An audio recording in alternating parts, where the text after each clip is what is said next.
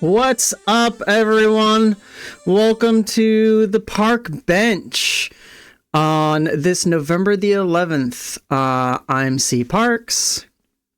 And I'm Golden Rose K. And we're here to talk about video games. I did have something. Played one before? Yeah, a couple. No, once or twice. This is my first time. No way. Welcome. Yeah. I had a question for you, real quick. Oh, okay. It's really quick and really stupid. But do you think, like, you know how the kids are saying 6, 7 now? I'm vaguely aware of it. Do you think it's because finally 7, 8, 9? Whoa. And I think empirically that, yeah, most kids are aware that 9 is no longer with us.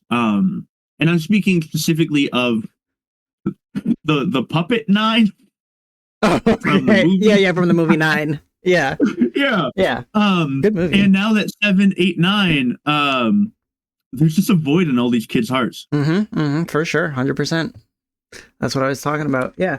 I took that yes and in a way that I don't think I could have ever planned. It was great. Yeah, anyways, video games. You do any of that in the last week? Yeah, so, I played episodes 5 and 6 of Dispatch. Very excited for tomorrow for the 7 and 8 for the finale. The finale. So that's a banger. I've Aaron Paul says that he hopes they do multiple seasons, and Ad Hoc said they want to do more seasons. So hell yeah. So getting Dispatch along with, the Critical Role games, universe games, would Ad Hoc seems to be in a position that as long as they don't overbloat and overdo too much, let's Telltale, like, hubris was to try to make 15 billion games. It's like well documented that they kept like making new partnership deals to help them finish like the last game, and eventually that just ran out of steam. Yep. So as long as Ad Hoc is smart, I'm very excited to see their future. Yeah, it's clearly a bright start. Telltale had like a very like bright pickup with like The Walking Dead, right? That is what kind of like kicked everything off for them. With just like deal after deal. But yeah, maybe it's because they're not, I don't know what it is actually, because like the whole thing with Dispatch that gets me the most is just the quality of like production that I've said it before, that the engine allows them to have. Like the game looks great and it runs great. And it was always such a, I don't even know the word I'm looking for right now, but it didn't make sense to me that type of game could run on an engine that didn't run it well. Like how are these games like not performing?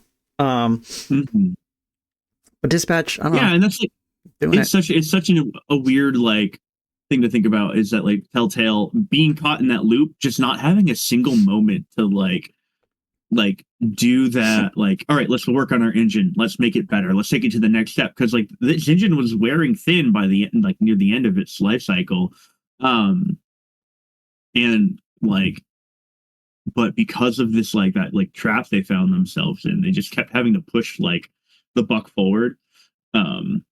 and then it just all came crashing down, which is what happens Yeah. when you try that. Obviously, the people working there were talented and knew what they were doing, because they made a lot of like really great games, despite the fact that like they just were continuously like running into more and more like bugs and issues with their games. But yeah, it's exciting to hear. What the heck is his name? Aaron Paul. Yep. It's exciting from Need for Speed, the movie. Yep, from the Need. That's what he's known for. It's exciting to hear him be like, "Hey, I hope they do more." I enjoy when like TV. Oh my gosh! Hello.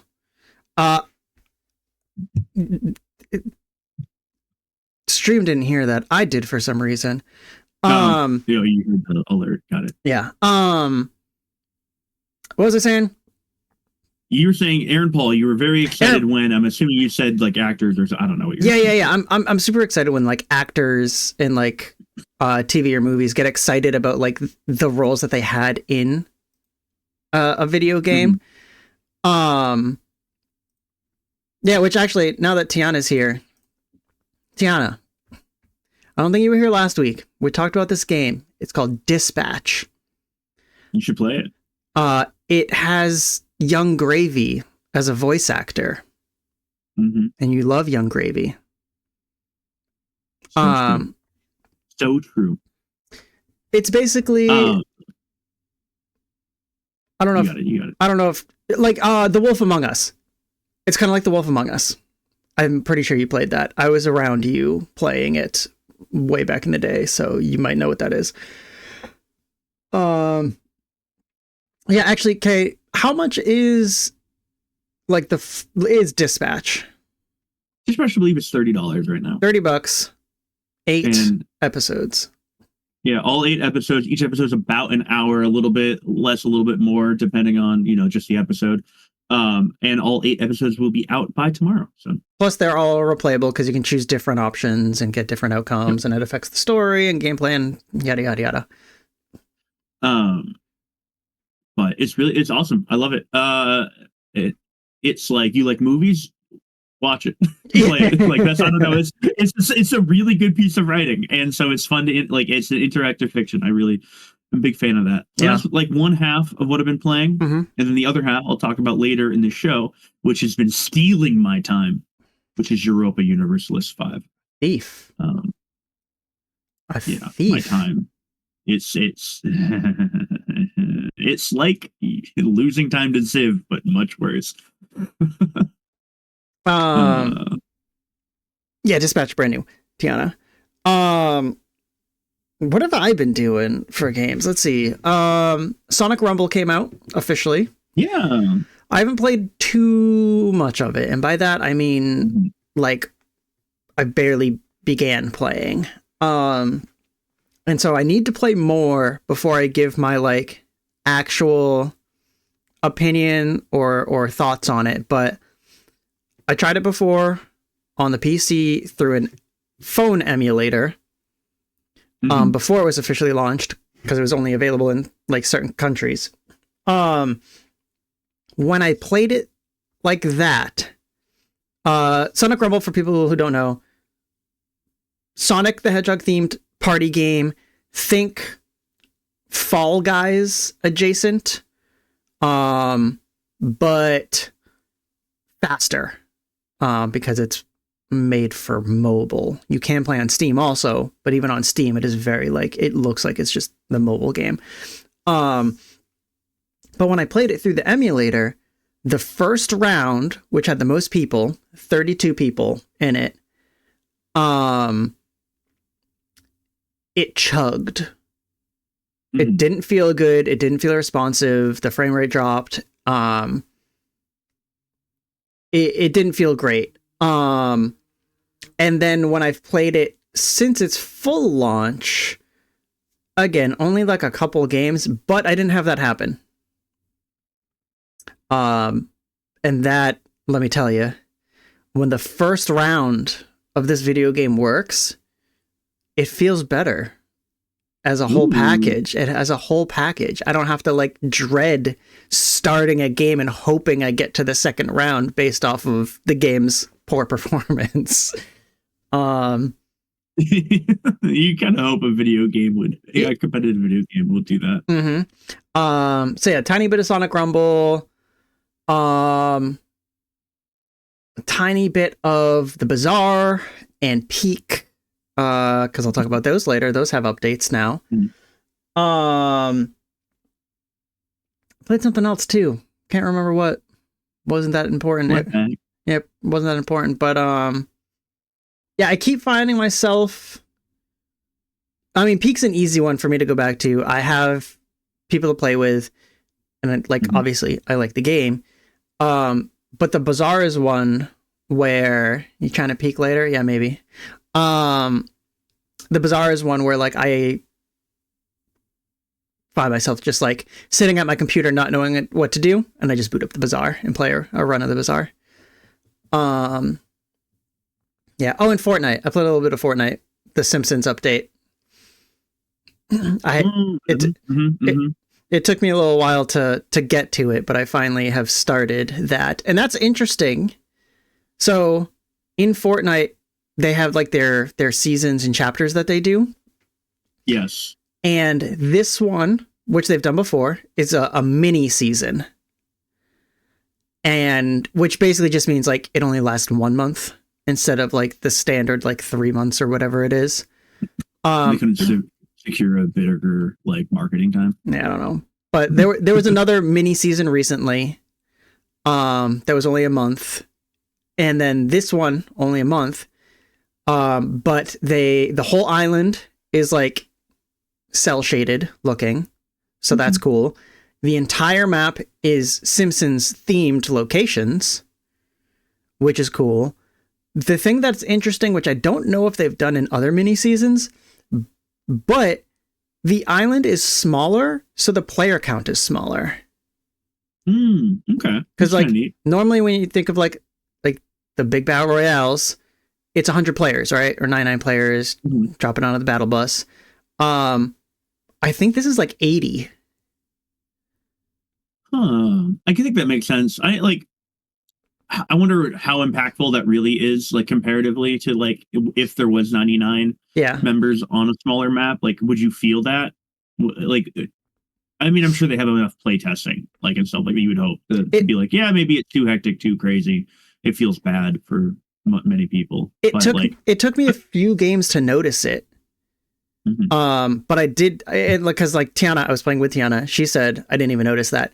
It took me a couple games because when there's like a new season, you have to like the map is like grayed out and it tells you like where you've explored and haven't explored and whatever. So the whole map was gray because I hadn't gone to any location yet. So like we played games, and every game I was like, all right, we're dropping here because I haven't gone there yet. We're dropping here because I haven't gone here yet. And then after like 3 games, I only had like 1 location left. I was like, all right, we're going to drop here. And then I took a look at the map and I was just like, there's not a lot of places here. And also like, I think we had like won the last game. And I remember just thinking like, man, that was really quick. And like, as we were jumping out of the battle bus, I looked at the player count and I was just like, oh yeah, this isn't even, it's not a full lobby. And then like we played a couple more games and I kept looking and I kept seeing like the player count around the range of like 75 to 80. So like Fortnite's not my type of game, but I do like give it props for like the way that it's willing to kind of change its like, it changed its aesthetic for this one. It's cell shaded, you said. It changed like the map. It's messing with like the player numbers and stuff like that. And I like, you got to give that credit. And I will. And that will be all the credit I give it. I watched a little people play some of the Simpsons stuff, and I was like, oh yeah, these are Simpsons like things. I like Fortnite as a game. I don't love it, but I like it, and it's like for me a good game to just like play with friends because I think the big thing with it actually is that I feel like I can play casually. it's a shooter that I can like feel casual, but it's the stuff it does is like I appreciate everything Fortnite does more than I enjoy it. Not that I don't enjoy it, but I appreciate like how often they can like change things and add new things, take things away, like new mechanics. Yeah, it's just it's crazy, all the concerts and whatever they do. But yeah, anyway, that's what we've done. What are we talking about today? We are talking about starting off. You're going to tell me about Square Enix Gen AI for QA testing. Mm-hmm. I love it. Yep, I have a little bit of AI gaming related stuff to add to that too. Halo Infinite. Infinite. It's getting its Infinite update, which is the final update. Final like major content update. It'll get like minor updates, ranking reset, like playlists, it'll be maintenance mode, all that stuff, but like no more major additions to the game. And then the game that you said has been stealing your time, Europa Universalis 5. You nailed the goddamn pronunciation of Universalis. It was hard. I used a lot of my brain to say it. And then I'll talk about my games updated, which is the Peak and the Bazaar. So I'll talk about those two things for a little bit. N7 Day just happened, which is the Mass Effect day. So you get some Mass Effect news for your my sicko brain. Yep, because you love Mass Effect. And at the very end, we're gonna watch and talk about the greatest game trailers ever of all time, and nobody has a more right opinion than we do. True. Yep, we are the number one source. Oops. So anyway, kicking off, Gen AI, Square Enix. Yeah. So Square Enix as a company is one of the more frustrating companies in my life. They make banger after banger, and they're only slightly evil compared to like a lot of the other video game companies that I feel like I'm more like have gone farther off the deep end. So I'm more willing to be like actually angry. But Square Enix fucks up all the time, and I like they're run by, they got a boardroom, they got their stock publicly traded, so they have to answer to shareholders and all that stuff, and they love saying things to make the shareholders happy, like, hey, AI, just the word AI, that's all they have to say, and the shareholders go, oh yes, here's money. But in a big conference, they're going on about how they're going to try to replace QA. If you don't know, quality assurance is like typically a low-level entry job in video game world where you get to play builds of a game way before they're anywhere near what they eventually come out to, and you hunt for bugs. If you've ever watched the movie Grandma's Boy, that's what they're doing. Grandma's Boy or the TV show Mythic Quest. Yeah, Mythic Quest is a huge one. Yep, Ashley Birch. Yes, plays a QA tester in that show.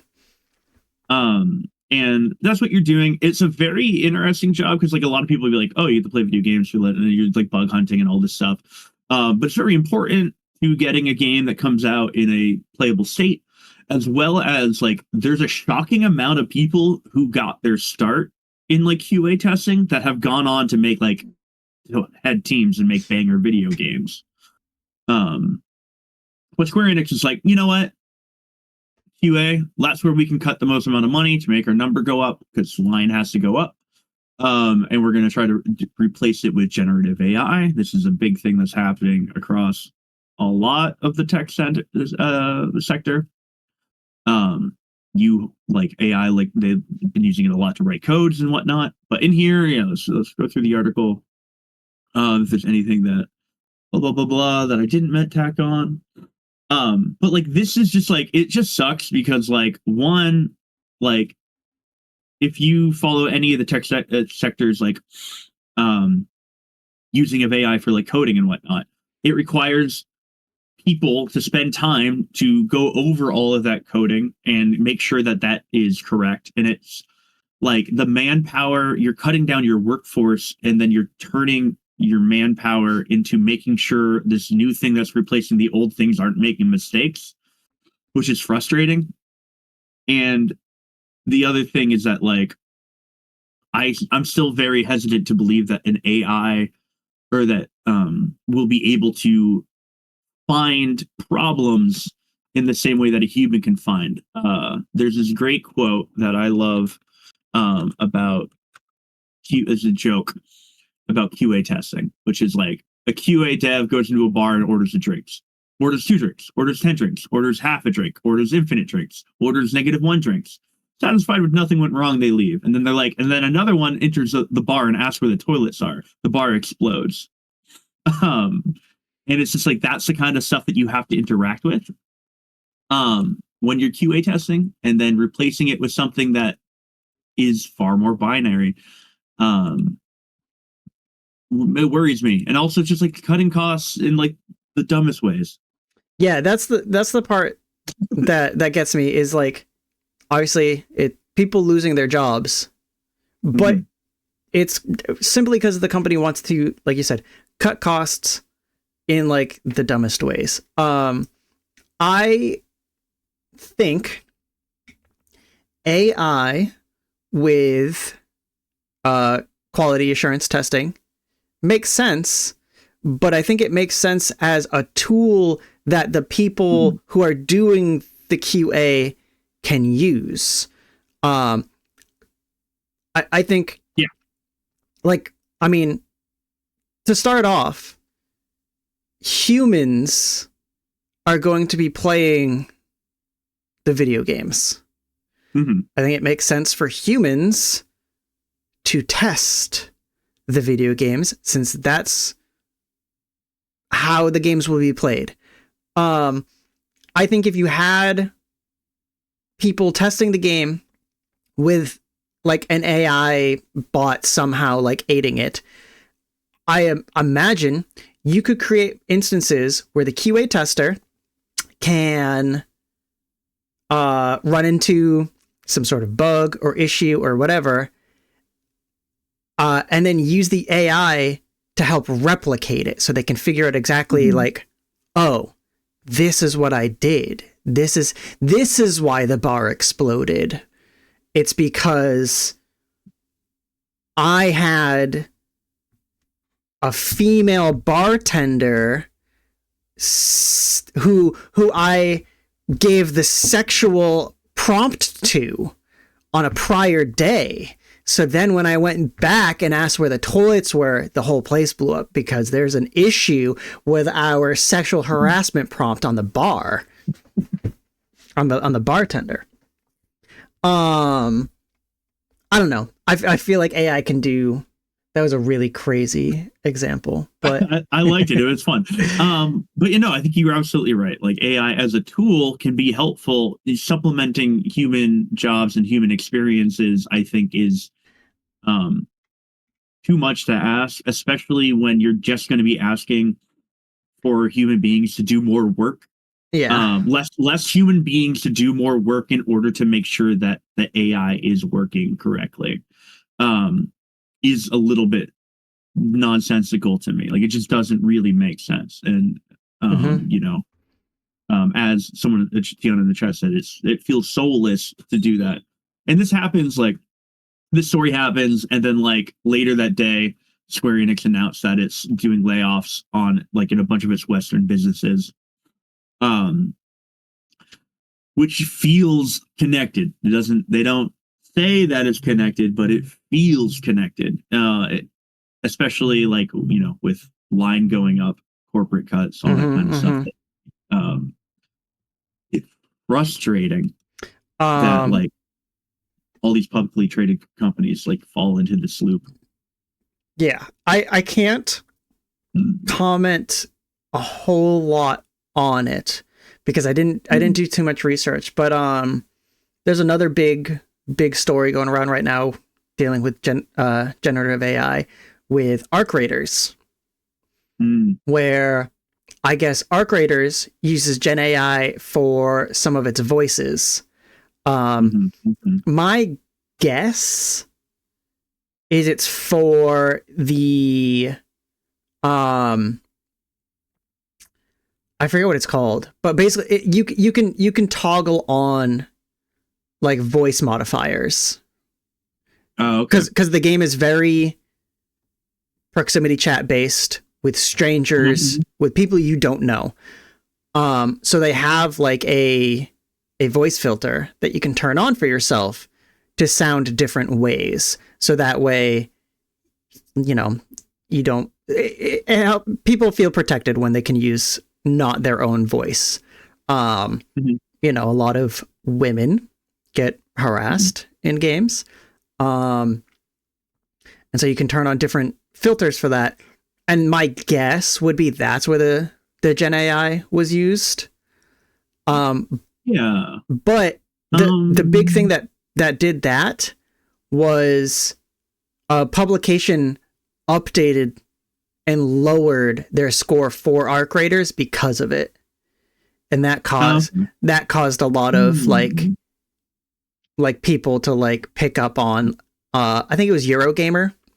I think Eurogamer gave it like a 4 out of 5 and then found out it used Gen AI for something in the game and then updated its final score to a 2 out of 5, and that made people mad.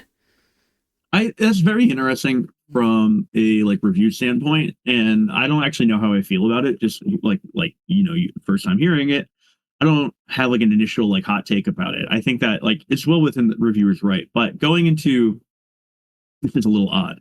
But going into like the Arc Raiders and the Gen AI and like using it as like a voice modifier, there is tech like in like there is production tech like you know, even working on my band's newest album, there's tech to modulate, to change, to like alter every sound imaginable on the planet. Not a new thing. Like, yeah, like you can do that. You just have to like use that tech. And like just resorting to like the AI version of it, I don't know if it's a cost cutting thing. I don't know if it's just an ease thing. Because like even like when we, you know, on our recording software that we use, Cakewalk, that like even that comes now baked in with like you can try to master your album with an AI, and every time we've ever used it, we're just like, this is the worst thing ever. It doesn't feel good. But like even that is pushing it, so it's just gonna be everywhere soon. I mean, the number one song, I don't know if you saw this. This is a little bit down just the rabbit hole farther down. The number one song on like the country music Billboard is a song made by AI right now. Oh no. So, you know, we've reached that point yeah, where like there's can't put it back in the barrel or whatever the hell the expression is. So they're going to be monkeying about forever. I don't know. Yeah. I want to point out, I think we've done this before on this show. I don't remember how long ago, what episode it was, if it was like the test episode we did or what. I'm assuming we used this website before. This is VGC, Video Game Chronicle. Yep. Littered with ads about how bad Putin is for children. Yeah. We got this little boy, help me stop Putin. And then this other ad down here is kids suffer under Putin. Click here. And I think it's VGC. I think it's them. Oh, and then on the left, I didn't even see this one. Russia's hidden war against Ukraine's Christians. So VGC, bold advertising against Russia and Putin, just littered on the website. That's funny. Yeah, I'm like, I rarely, my eyes just like will glaze over ads because, but that's rated. Yeah, and then they're British. This top the company's British. Yeah, how Ukrainian soldiers and their drones become or became Robot, the Frontlines unstoppable duo. Yeah, so I don't know, weird stuff. Just to see so much of that from VGC. It's fine. It's crazy just like to look away from the article for 1 second and see like this image, and then it being about Putin, or this kid with the tear, help me with like the Ukraine colors, and yeah. I wonder what advertisement like block that's out there like paying for this and being like, all right, we're gonna get them. We're gonna like, I don't even know. Like, is it like if we go through the ads and pay through the money? I'd be actually really curious to see where that money actually goes. Because I just can't trust anything on if it's an advertisement. Nope. Yeah. Well, anyways. Generative AI. Yeah, I don't know. There's better ways to use it. Square Enix continues to always be like one step forward, one step back in my brain of like things they do that are neat and things they do that are not neat. And I think we can blame. I know we can blame Spirits Within for all of this. Whoa! How? No, it's real, dude.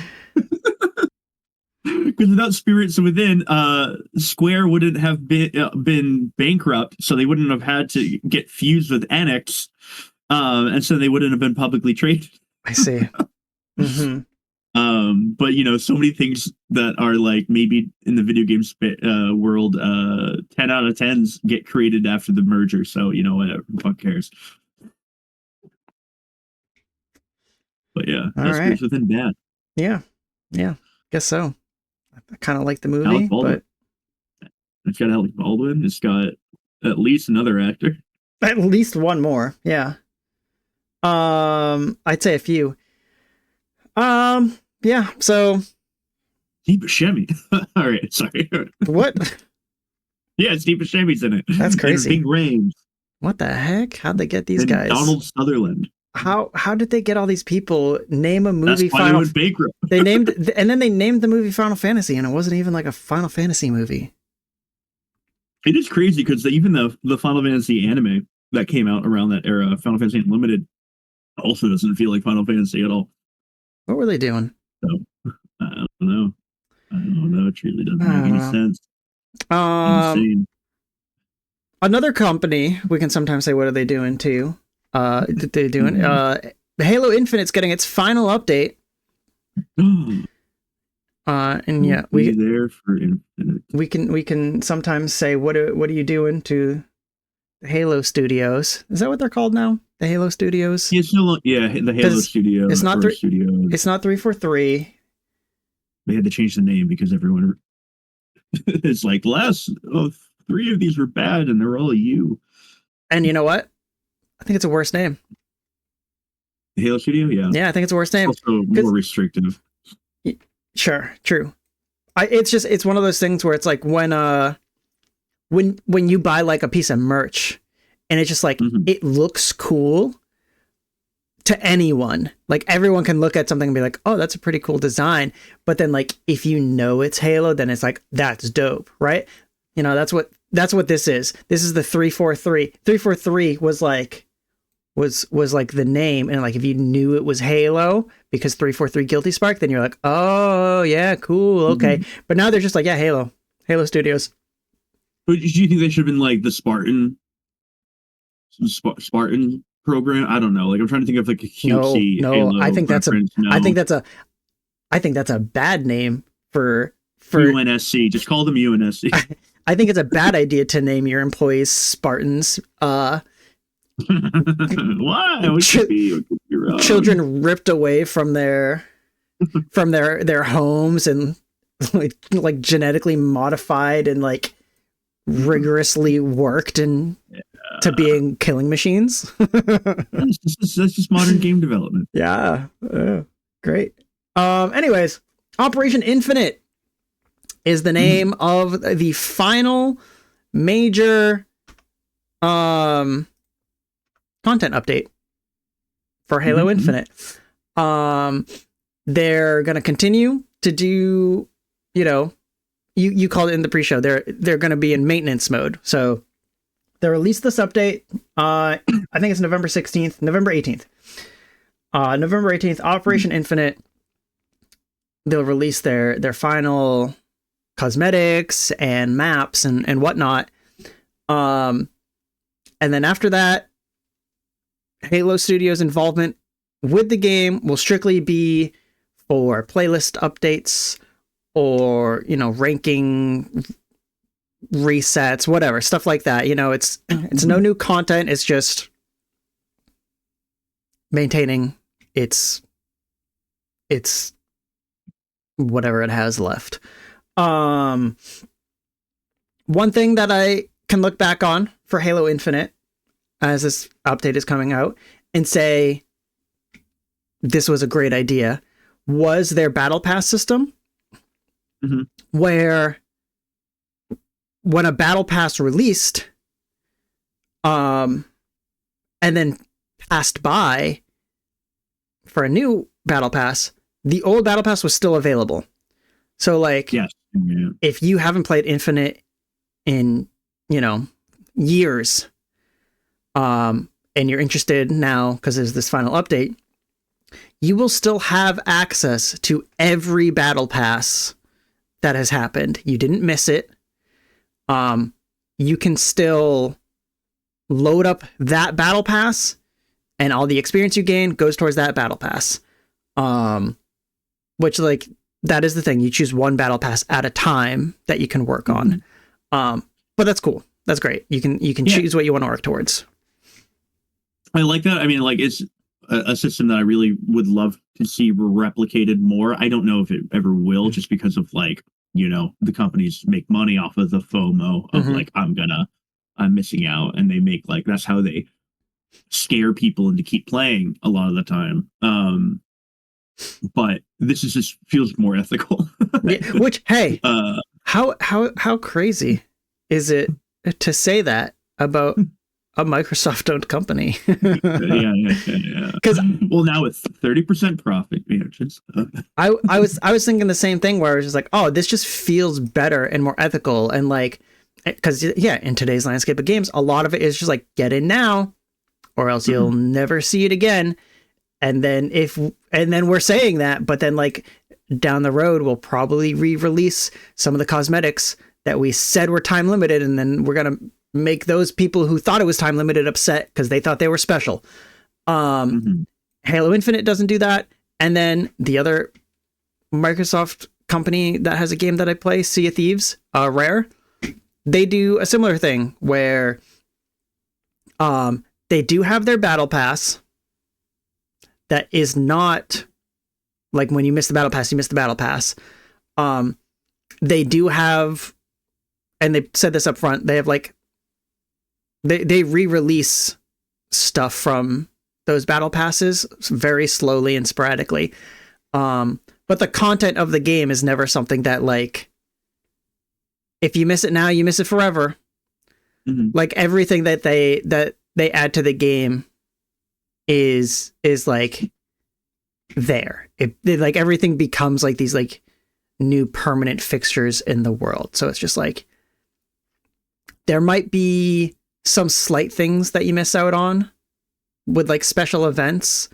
But yeah, the content that provided is there somewhere still for you to play. So yeah, cool for Halo Infinite, that it does their whole thing with the battle pass. I haven't played Halo Infinite for years. I'm almost I played it. I feel like that first season, it was really it, I think. And like, I liked it. It was, I liked it. It's like telling that, like, for me recently, I was talking about Halo because of, we talked about the Halo remake, Combat Evolved remake. And I was talking about this in person with Alex, and Alex was like, oh, like 4 is like the last campaign I played. And then I was like, no, you messaged me. You said you played the campaign for Infinite. He went, I don't remember. He's like, I did. He's like, you're right. I did. I don't remember a single thing that happened to it. So like, I know that it was, yeah, you go. I love that you brought that up, because one of the points that I was going to say about Halo and things now is the Halo Infinite campaign is the first campaign that I didn't play. Mm-hmm. I've played every Halo Infinite campaign. I mean, every Halo campaign, but I have not played Halo Infinite's campaign. So that's an interesting, like, thing that, like, also Alex is just like, I played it, but I don't remember anything about it. Which is unfortunate. Yeah. I was scrolling through this article that you were looking at, and I was looking at all of the different armor skins, and there's a lot of cool armor skins. I just want to point that out. I mean, it's not that hard to make a chief, a Spartan look cool. It's not that hard, and there's a lot of cool ones here. Alex is in the chat, said open world slop. Mm-hmm. Yeah, there are a lot of cool skins in Halo Infinite. That one of the things that they've done a good job with in Halo Infinite is they have a lot of crazy armors and armor sets that you can get. They did a weird thing for a while where like certain pieces of armor could only be attached if you were like equipped. I love this orange one when you can do it, by the way. I think I'm normally anti-orange, but like there's this orange one, and I'm like, this kind of rips. The guy on the back of the Warthog? Yeah. Oh no, that's dope. It's like a Phoenix. Yeah. Yep. Here we go. I scrolled down Phoenix armor. Yeah, it looks so cool. Yeah, they used to do this thing where you had armor cores, and then you could only equip certain armor pieces to certain armor cores. That's a mech game. Armored Core is. You're right. But yeah, I think they did away with that. But yeah, they've got a lot of like really weird armors, a lot of like really crazy, ugly armors, but then like just, I don't know, a lot of dope ones. And then like the colors are super customizable. One thing that like kind of helped me stay off the Halo Infinite train, because I was on it that first season right away. I was into Halo Infinite. One of the things that made me like lose hype for it is when they came out with these updates with new maps, they never felt like exciting. Yeah. There were a lot of maps that either were or felt like they were just Forge created maps, you know? It didn't feel like something that like the studio like built from scratch and put all this time into with these new aesthetics and items and this and that. So many were either maps that people made in Forge, or it just felt like 343 themselves made it in Forge. And like, that's cool that you can do that, but now like you're limiting like any type of new asset. So like things don't feel new and fresh and different. It's just a different layout, you know? Mm-hmm. And that's probably one of my criticisms thinking back, is like even the ones that they came out with, I was like, Halo Infinite didn't have like, none of the maps grabbed me in a way that, I mean, like, granted, I'm a different time in my life. I'm a different headspace. I'm a different type of gamer at that point than I used to be. But like, none of them, it filled me with like anywhere near like the glee or the excitement that a lot of the old maps were, like Valhalla or like Ascension. I'm a big Ascension stan. I mean, of course, like Bloody Gulch and all the classics and whatnot. No, I'm with you on that. I have the same feeling. Also, what's wrong with this Yuletide one? Something doesn't feel right about it. It's a Forge. It's a Forge map. It's a Forge map. It's the lighting, the textures. Yeah, you're right. Like it doesn't feel good to look at. It's cool. It's cool you can make this in Forge. It's crazy that 343 is like, hey, here's our new map. It was made by these community members in Forge. And then here's another one, Vacancy, forged by these people. You know, like that kind of stuff kind of sucks. Like I said, there's no new assets that you're putting in. The Forge tool in Infinite is very strong. It's very good. But when 343 comes out with new maps for its like ranked season and stuff like that, I would like them to be like made by those guys in like just in the same way that they made the original like maps, not just like Forge stuff. And there just wasn't enough of that. I have my Halo 2 expansion disc somewhere right over there with the extra maps. And I was like, that was the coolest shit ever to me. I was like, what? We got new maps? I think most of those maps aren't that great, actually, like in retrospect. But at the time, I was super excited. Oh, and yeah, that was another thing that I was saying I agree with you, is like in Halo Infinite, when I was playing it, when it first launched, I played it a good amount, and there wasn't any single map where I was ever like, this is the map. This is the one for this game. Because like every other Halo game that I played, I was just like, oh, here's the map. This is my map, or like this is like the map that defines this game. And it was like in Halo 2, it was Lockout. Halo 3, it was Guardian. In Reach, I can't remember the names of maps after this, but there were other maps. Every game had I just want to point out, 3 had both the Pit and Last Resort, which I remember a lot. The Pit, the one with is the yellow coating on a lot of the buildings. It's like you're in a warehouse like district. And Last Resort's the one with the spinny fucking thing in the middle. Yeah, it's in Halo 2, that's Zanzibar. Yes, yep. Because that's the level that the Infinite proximity chat moment where I kept asking if everybody was the chief. When we were playing the definitely very legal Halo online servers before Infinite came out, we kept being like, "Is that the chief?" Over. But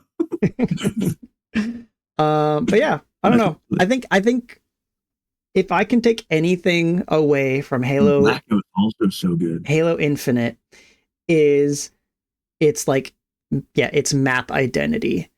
Like I obviously didn't play it as much as 2, 3, Reach, 4, and even 5. But yeah, there was never a map that like grabbed me. Every single map that I played, I was my thoughts were basically just like, it's fine. Yeah, this is I don't mind playing on this map, which is I guess good, because usually there are maps where it was just like, God damn it, we're playing this map. And I didn't really feel like that with my time with Infinite, but I also was never like, hell yeah, we got Slayer on Guardian, let's go. Like nothing like that. Yeah. This is another tier list from the future, by the way, is ranking Halo 1, 2, 3 and Reach maps. Okay. I couldn't do anything more than that. But I was just quickly looking at it because I was like, oh man, what are the Reach maps? And I went, oh, Reflection. Fuck yeah. No, I think sword based. I think that's perfect. Those are the Bungie ones, right? Yeah. Ranking Bungie's best Halo maps. Also, and like to talk about the Forge stuff, and going like my last thought about like the map making and like that stuff. It's very similar to how I feel about a 2D Mario game and a Mario Maker level, where whatever the like trial and error thought process that goes on in the development of the game, where you have X amount of years to make like a random world in like Mario like Wonder or something like that, or like Mario 3, any Mario, doesn't fucking matter, is like there's so much of that like collaborative like creation that's so interesting to me, and there's just like a little bit of like less magic when it's using like the asset tools that you're talking about. Like when I think Mario Maker rules, I think there's a lot of really fun crazy like creations in Mario Maker, but like going through and playing, like it just doesn't feel like the magic doesn't feel exactly right. And maybe I'm being like weirdly nostalgic about things, but I just like, not to say that creators can't create good maps. I don't know what I'm really trying to say. I mean, there's a difference between there's a sense of like crispness, and just like overall like quality that like you can't get from a map maker, right? Yeah, that's probably what it comes into. Yeah, again, they're great. The Mario Maker's a fantastic game, beautiful, amazing game. Mm-hmm. But like if you took the best, your favorite and best levels from Mario Maker and had Nintendo remake them, there's going to be an extra element of something there. Just like in Halo, they've got these Forge maps that they continue to just like add to their official ranked playlists. If the developers just took those maps and created from scratch that map again, it would just look and feel better because it wouldn't have its like constraints of Forge's lighting and assets and this and that. And it's similar, like it's like using Unity assets or Unreal assets compared to making your own. It makes total sense. And it's weird because like Forge kicked off in 3. And Forge maps in 3. There were plenty of like party game maps.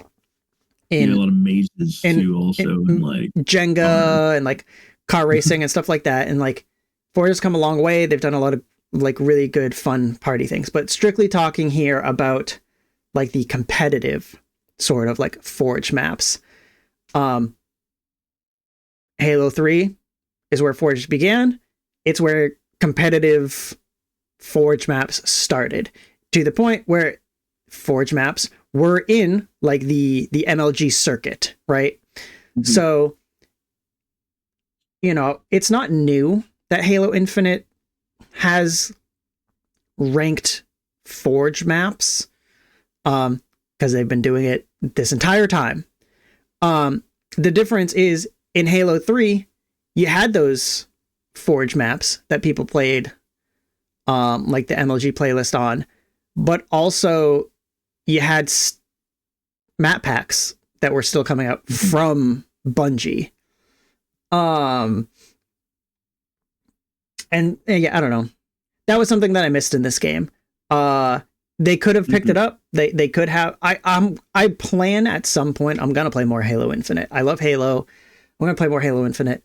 So hopefully there's like new maps in there that I'll see that like the Halo studios themselves made. But they didn't do it fast enough for me, I guess, is my only point. And I think that might be the common consensus with like Halo Infinite, is that like the support they weren't on that pulse like as much as you should, right? Like they were a bit slow with the battle passes or slow with the updates, and it ultimately just like slowly just started dripping people and losing people. Yeah, because I when Halo Infinite came out, there were more like content creators playing Halo Infinite than I can remember ever playing Halo 5 or 4. And like with all those big content creators playing it, their audiences were playing it. Like, so there was a lot of people, but those content creators were big voices.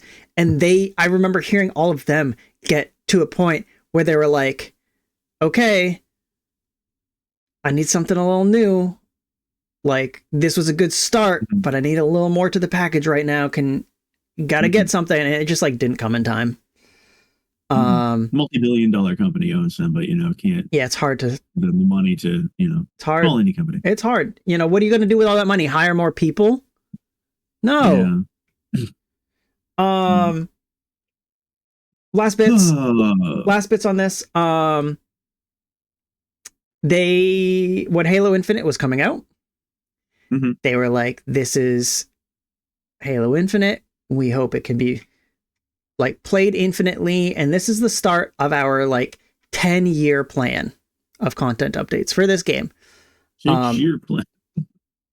They made it like 5 years, something like that. So didn't make it to 10, which is fine. 10 years is a very long time. I don't think most games should ever release with the idea that we're going to last a decade. Yeah, it seems irresponsible way to like manage your like Yeah. expectations. Yeah, because like, you know, we're big sports guys, right? Mm-hmm. Mm-hmm. When a sports team Hires a coach for 10 years for multi-billion millions of dollars and he gets fired 3 years into it. Sorry, I was thinking about John Gruden. I get the thing I was gonna basically mention is just like a lot of sports teams like if you watch any interviews, like for instance on after the Patriots game, the New England Patriot Football Club, they won their game, and the quarterback after the game was giving an interview, and they mentioned to them, they were like, hey, also the Buffalo Bills lost their game, so that puts you like more like in first place. And like his response was like, we're not worried about the Bills, we play the Jets, and that's we're worried about the Jets. Mm-hmm. And like it's just like that mentality in sports transfers over a lot of places where it's just like, I'm focused on what's next. What can I do next to like give it my all and do the best I can, and not like a company going into a game and being like, all right, let's do this for 10 years. And that's it. Just like we don't know what we're doing next, but we're going to do it for 10 years. We don't have those 10 years planned, but we're doing it. That's our goal. That's the words we're using. Yeah, and it's so weird to see like I think in the wake of the Forever game, keeping it in the family, like the Destinies, where they're like, oh, let's launch a game and this will be your Forever game. And like they're even in the design of it, like the companies are like, yeah, and here's how we hook people to continue being hooked and hooked and hooked and hooked. It's just such a bad, like, it's awesome when it works out and you make a gajillion dollars and then the CEO throws it all away. Or you go, it's the Anthem approach, or like when you try to do the same thing, but then like your studio is probably not worth it, like not like made to make that type of game, and can't really like tie the hook on the line as easier for people. I've lost fucking analogy. Doesn't matter. Whereas like you look at that and you're like, yeah, Anthem also probably wanted to be a 10-year game, and then it happened to be like a year game. Because the things didn't go right. And if they tried to be just a regular fucking video game instead of an infinite money glitch, you know, and there's a lot of reasons for why this happened and whatnot, mostly to do with EA, but you can still make a lot of money, and it's the chasing of that, like Halo Infinite wanting to be a live service game. Yes. Why you focus on making a good game first? Exactly. Yes. Like, make a good game and then continue to work on it and continue to make a good game. I have this quote here from another article from, what year is this? Published November 19th, 2021. Different lifetime. Few quotes here. First quote, Infinite isn't just a name, it's an adjective. 343 Industries wants to make a never-ending Halo game that evolves over the course of 10 years. Infinite is the last mainline Halo game, which makes it more into a platform rather than a sequel. Crazy to say it's the last mainline Halo game, because that's never going to be true. Bonnie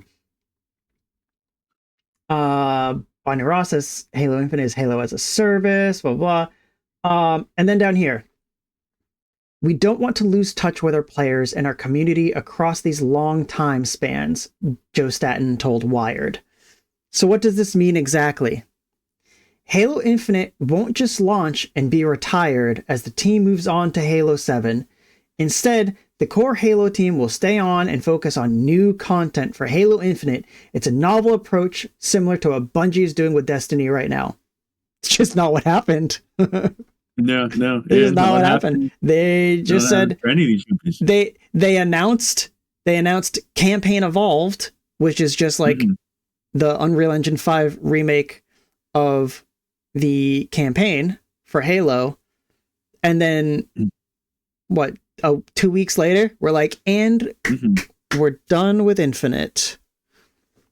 Yeah, and it just feels like it feels like either like exec speak and they, without fully knowing, or it feels like naive to think that like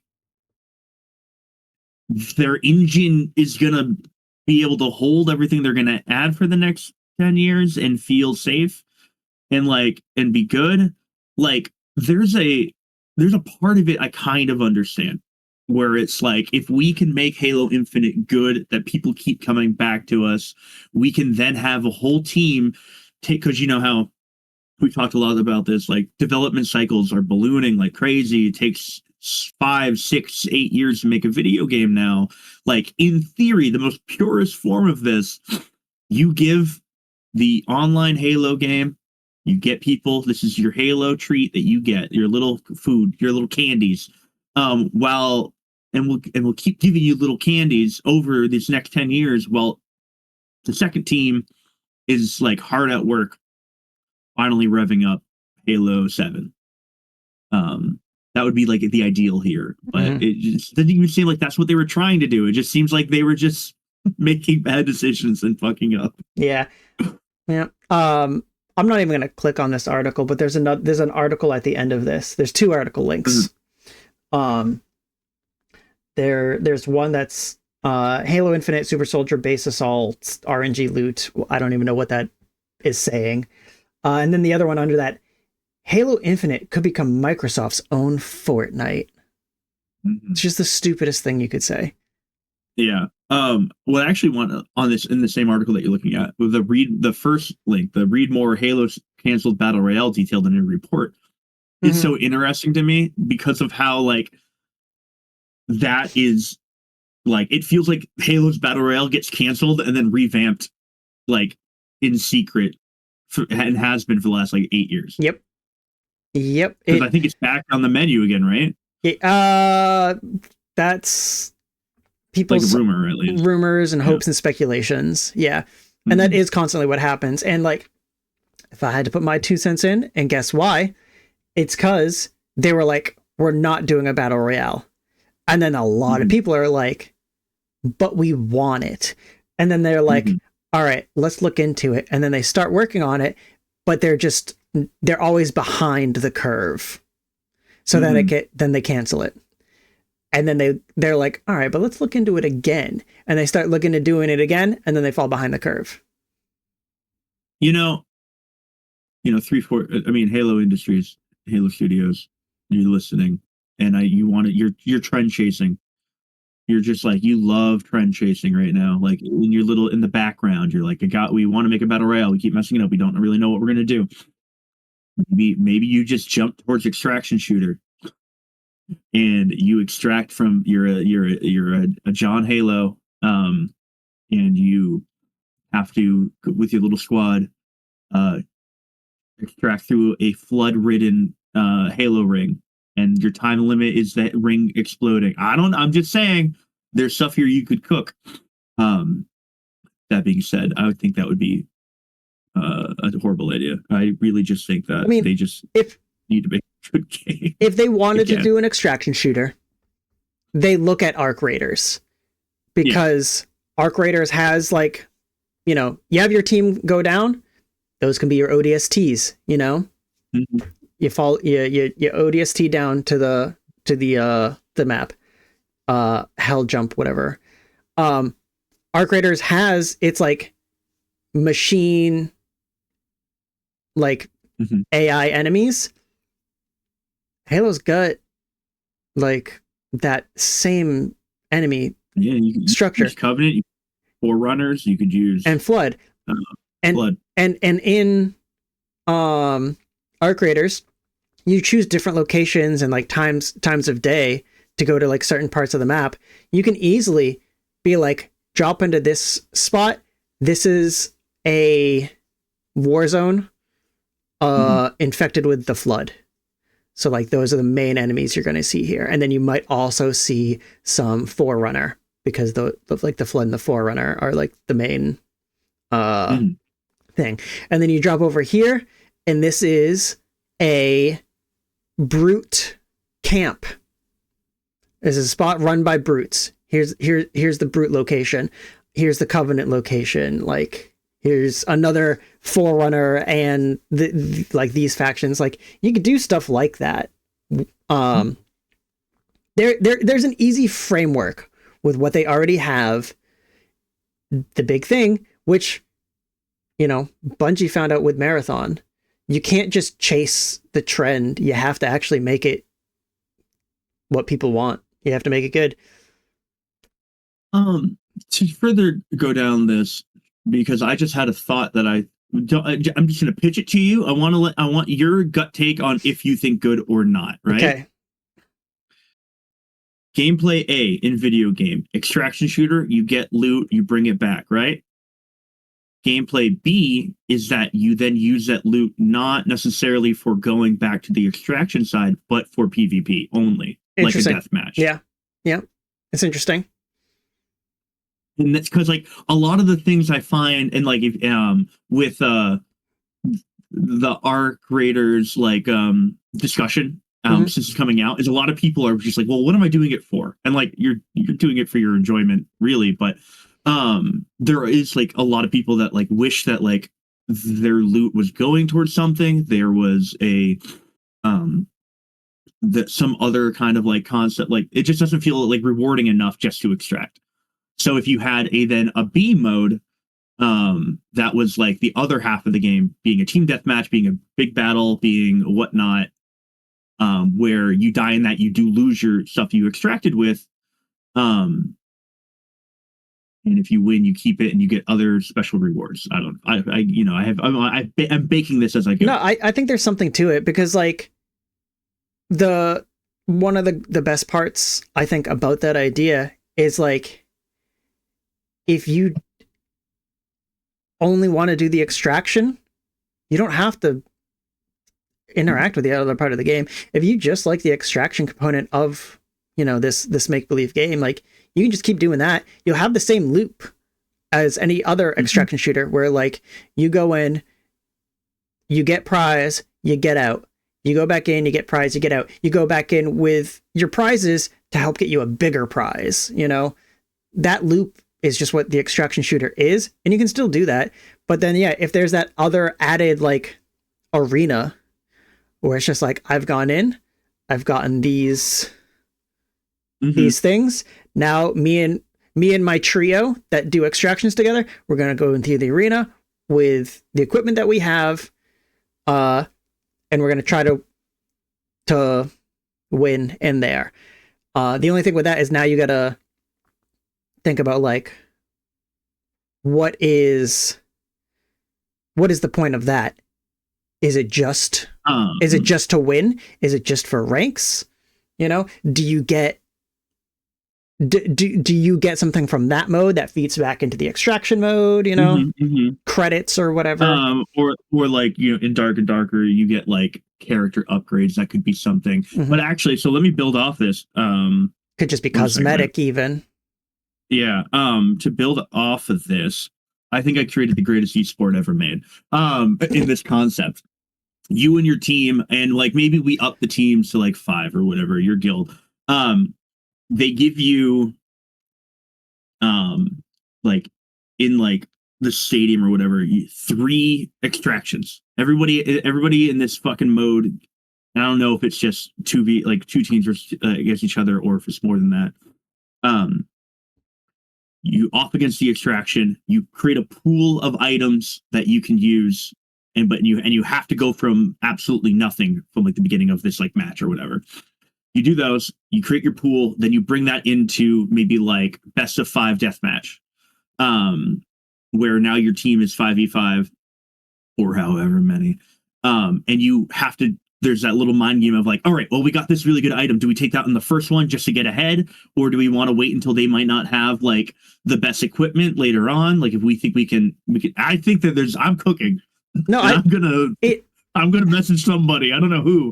I I blacked out at the first part of that for some reason, but it almost reminds me of like a the traditional like tactical shooter of like Counter-Strike or Valorant, where like you start a round and like you're buying weapons and stuff like that. But instead of that, you're going into your stash and taking stuff out. And then if you survive the round, you keep your loot. If you lose the round, you lose the loot and you go back into your stash to take something else out of it to use for the next round. So like the best like players are going to be the people who've done the extraction to extract enough loot to be able to have good loadouts round after round in that. I think it sounds cool. I'll get to work on it. All right. Thank you. Yeah. Thank you. I'll start messaging some investors. Yeah. Before moving on to the next thing, Tiana in chat said, did y'all hear GTA 6 got pushed again? And it did. It got pushed November of 2026, right? It was what? Was it March? Yeah. So it was March, got pushed another 6 months. Another 8 months. Yeah, I was just another 8 months. Throwing a number out there. Yeah. You had to count it out and maybe look like a fool. Yep. Sorry.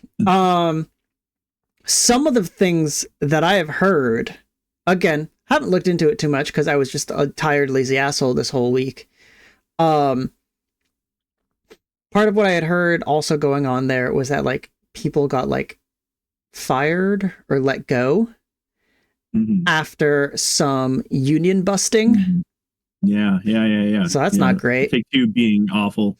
That's not great. We could have easily talked about that too. Could have. so it's just, yeah.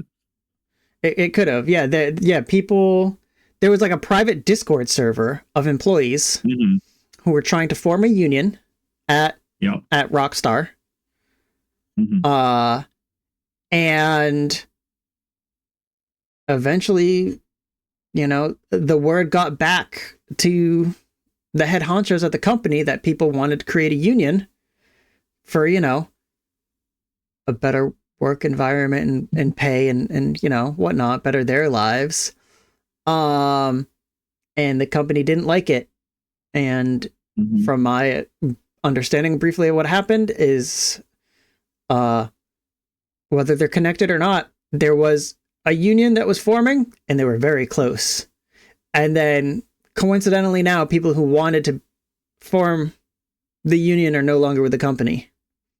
And so now it's just like Rockstar being like, well, it was because they were like talking about like internal design stuff and like a public server. And I'm like, okay.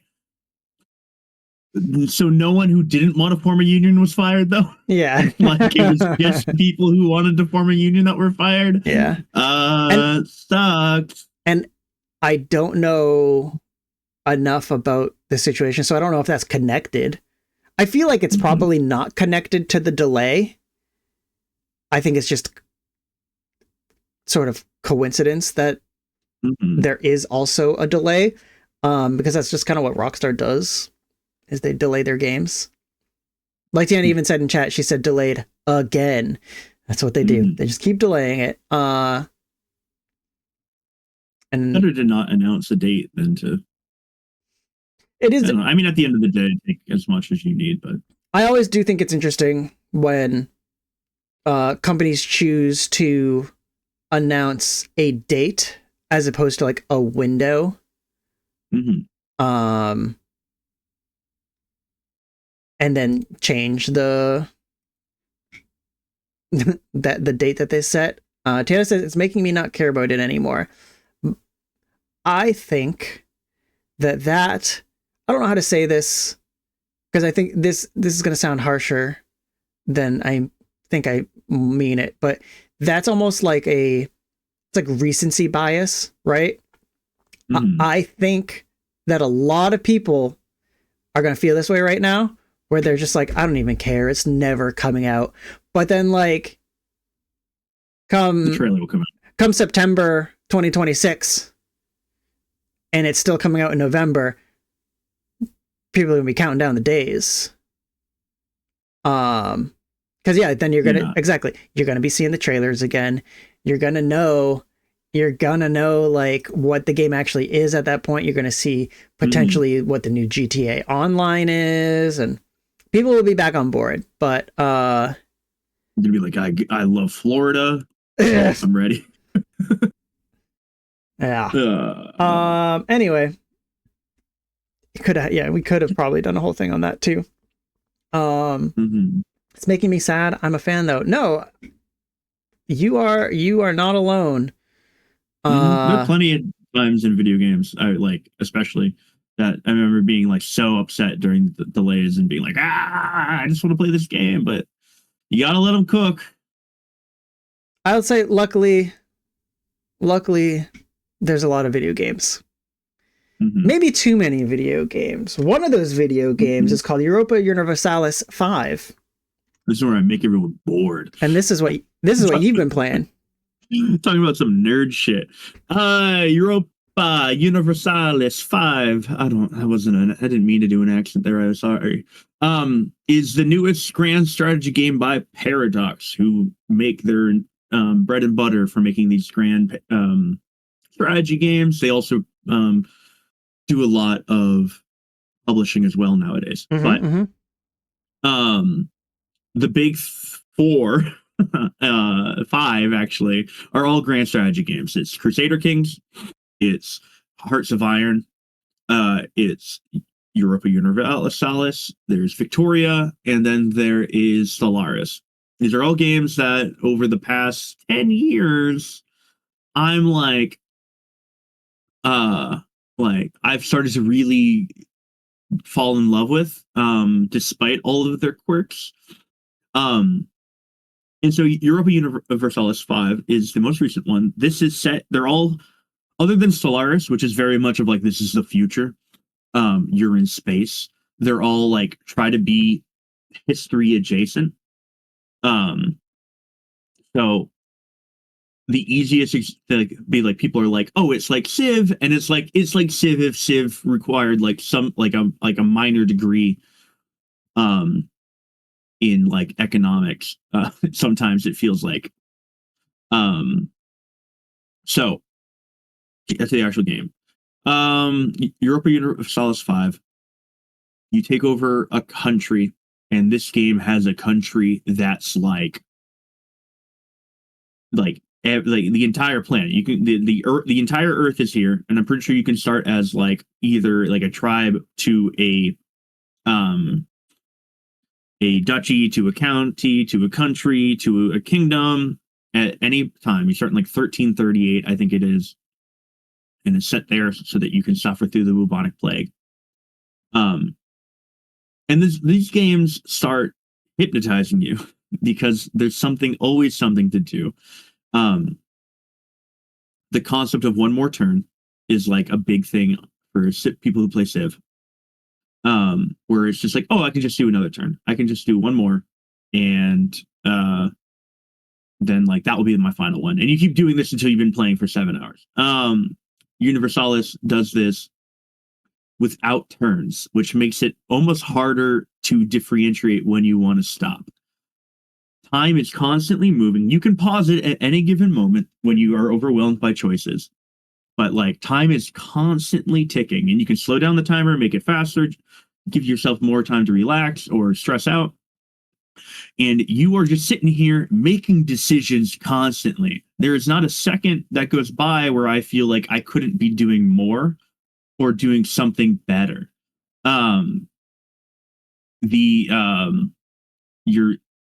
I started my first gameplay.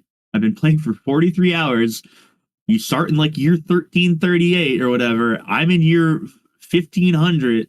There's another 300 plus years to play through this game. This is one attempt. This is one playthrough. Crazy. That is crazy. Here in the chat has also been playing. I don't know how far he's gotten, but since I have no life and he does, I expect him to be slightly behind me. And there's just so much fucking things to do.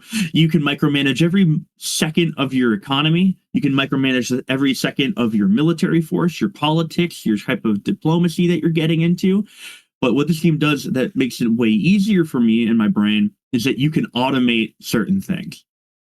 I am not the best economics person. It's just like the reason why like Factiro and Satisfactory don't click with me is that there's some part of my brain that just like has to use more brain power to figure out like insert like you need this to make this, so I have to build this so that in order I get this resource, and then I can put it into that, and then I can put it into that. Like that, I start to fall apart. I really can't hold like that concept for very long in my head.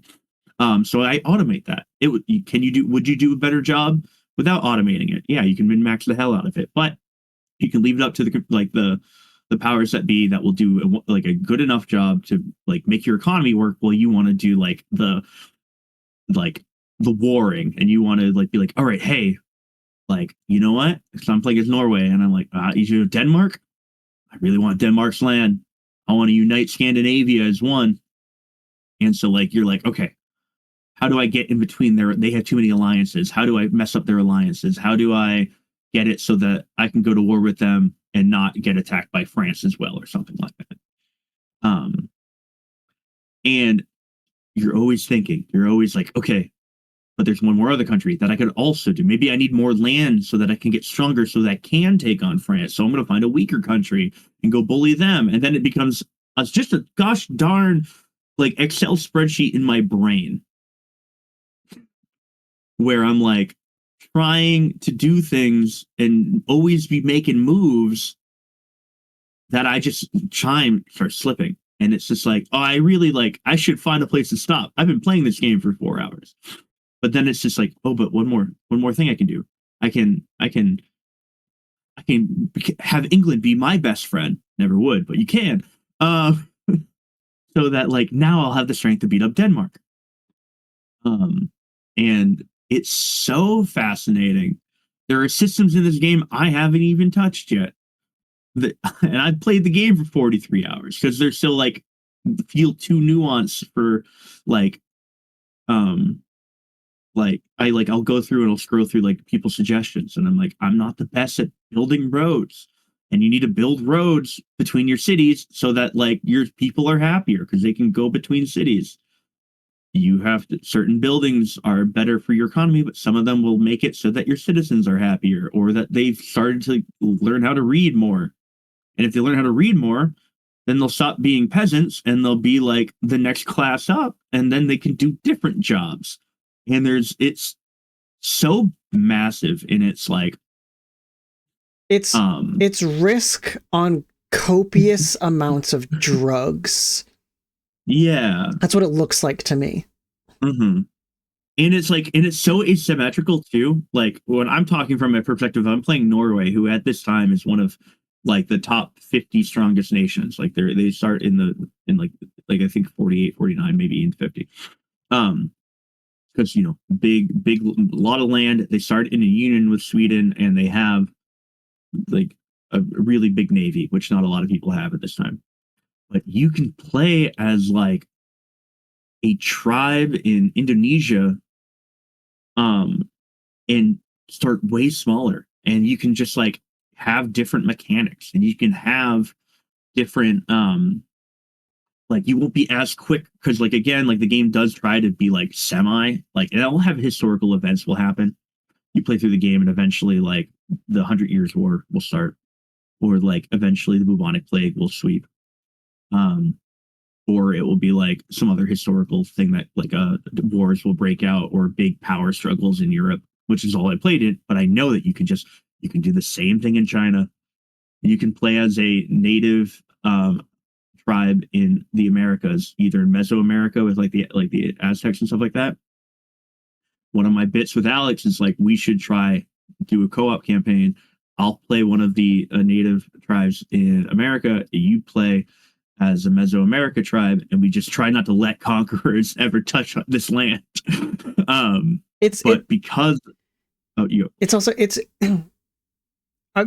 it's a little late, but it's crazy to say, like you said, you're playing Norway, and you're like, yeah, they start top 50 strongest. Mm-hmm. It's crazy to have that many options. To even say that someone's top 50. It's like, like you can check the world ranking and it will show you your rankings of people you know. And so it's like, oh, there's like because of the way the game is, there's a lot of discussion on the community boards. France ends up getting way too strong, much faster than they should. So they're almost always number one for a while, and then it's like them or Egypt. But then it's like, I don't know who 2 through 4 are. I've never seen them before in my life. Just haven't like met that army yet, so you don't know like they even exist in the world. Because there's fog of war too. Like you can't explore. You have to again, more systems. You have to hire expeditions to like go forth and find new colonies. You can pay people to colonize.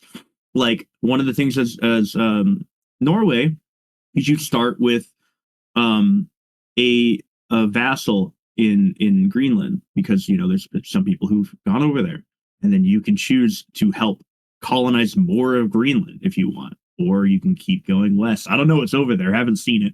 I think it might be India, but I'm not sure.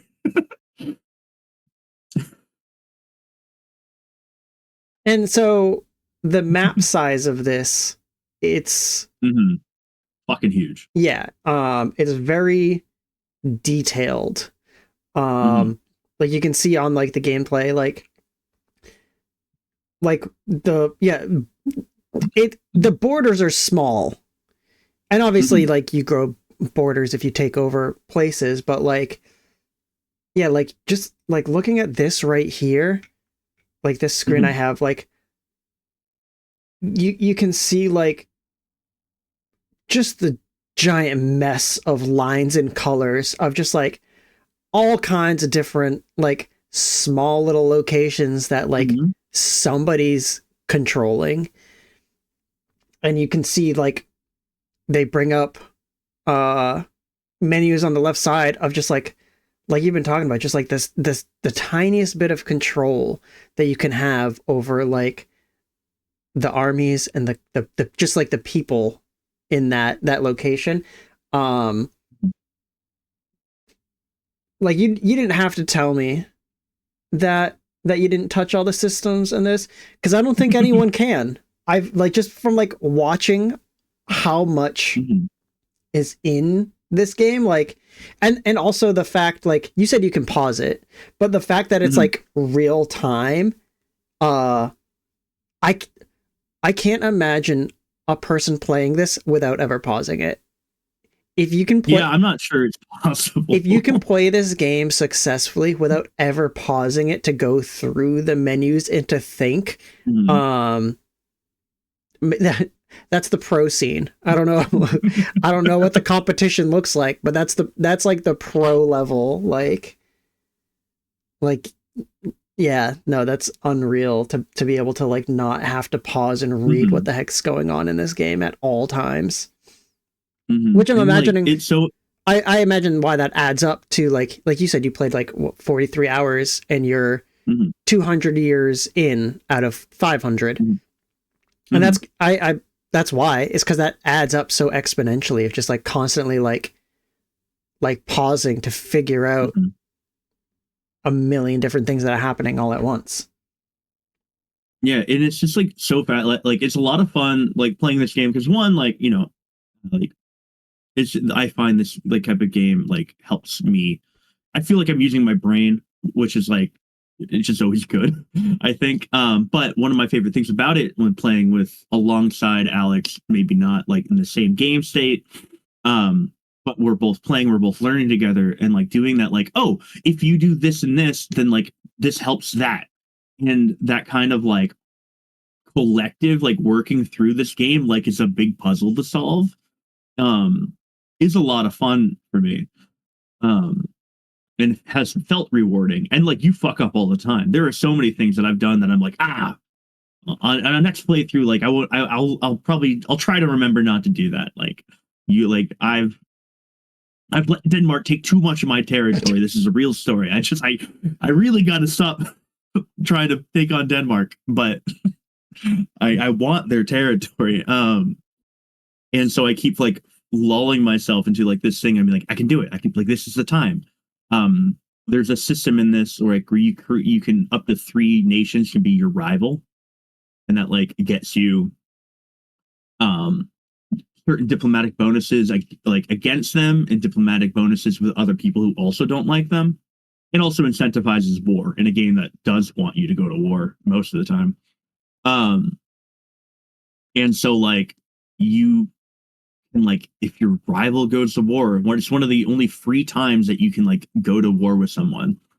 I can explain that in a second, but if like, so I want to fight Denmark, they're my rival. Denmark is going to war with one of these duchies. It can be anyone. It can be Mecklenburg. So is Mecklenburg. And I can go, all right, I'm going to join. Like, Mecklenburg might have enough troops to hold them off for a little bit while I get them from behind, and I'll just take a little bit of Denmark territory, and then like I'll head out. And that never works as promised, like as easy as I wanted to. Yeah, you know, then there's systems. War's never easy. War's never that easy. It never changes. Also, war never changes. It's like there's that, and then there's like a bunch of these systems that kind of like sing together, where like your nation has a stability, and going to war a lot doesn't help that stability. Expanding like too fast, too quickly, leaves you with a lot of places in your territory that doesn't like you. And so it's like there's this like push-pull tug of war between all these different mechanics, and I think the game really sings. There's stuff I still don't understand. I've seen people in message boards saying things that are like that they have like little minor issues with certain things. I mentioned France getting too powerful for like, and that's like one of those reasons. It's just very historically, it's like, well, they shouldn't be able to be this powerful because back then all their vassals hated them. But in this game, it's way easier for their vassals to like them. So they end up getting real big real fast. And I'm so excited to just like play as other countries. And I like, part of my brain in another 60 hours when you finish this game. Yeah, it's like that's like what is scary about this game is I want to experience more of it, but it's the biggest time commitment of all time, I think. One of them. And it feels like I get to, like, because I played this game, I made a joke about this in one of the group chats, is that Steam like suggested in one of my discovery queues a game that was very much like EVE Online, and I'm like, okay, Steam, stop. You think I'm smarter than I am? Like, I'm not there yet. I can't do it. But I'm having a blast. Yeah, my it's a great. My issue with games like these, or like games similar, is my constant like itch to restart. Because like you said, you're like, oh, I can't wait to play another country, nation, whatever it was. For me, I'd probably just do it. Like, I would get like 20, 30 hours in, and then my brain is always just like, oh man, I understand, especially the first time playing. If it was my first run, I'd be like, okay, now I actually know how to play, and I know what I'm doing, and I'm gonna restart, but I want to restart this time as this person, and or even I'll restart as the same people, but I'm gonna make these decisions differently because now I know how to play, and then I'll get another like 20 hours in, or if that, I'll get, partway through the game, and then drop the game for like 2 weeks. And then I'll come back to it, and I'll be like, let me just restart because I forget what I was doing. So let me just restart. But I'll play as these people this time. And that's my problem with any type of like real long games like this, is just, I'm constantly not even just thinking like, oh man, I can't wait to beat this and play again as this other with these other strategies in mind. It's just like I'm just like, oh, I have this new strategy in mind, and I know what I want to do if I was this person. So I'm just gonna go do it. I'm just gonna restart. There's a lot of games, a lot of times where I've played games where I don't beat it and I just restart it over and over and over again, and I have a great time.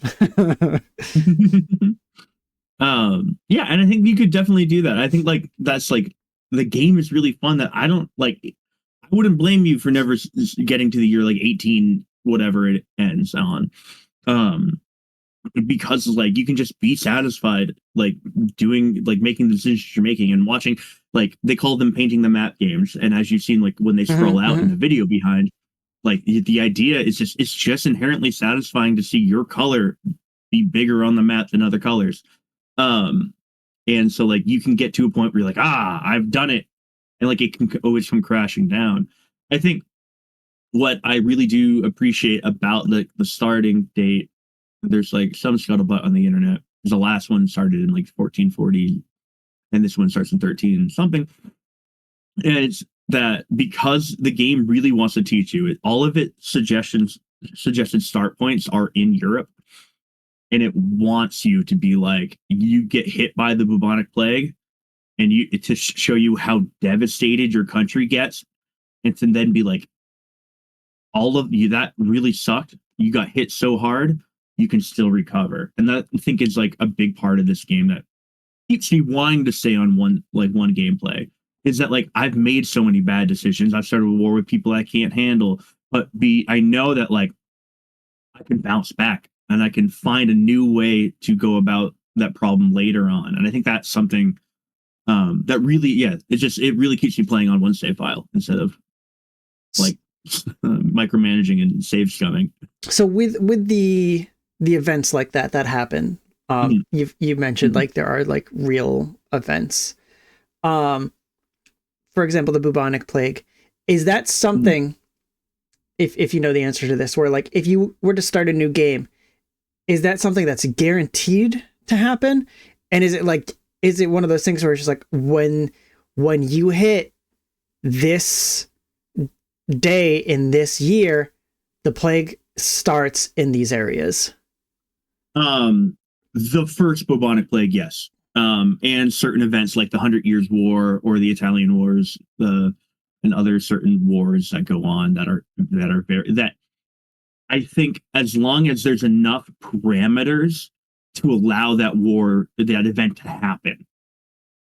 I don't know if there's a possible way to avoid the bubonic plague, because I think that the bubonic plague happens too early.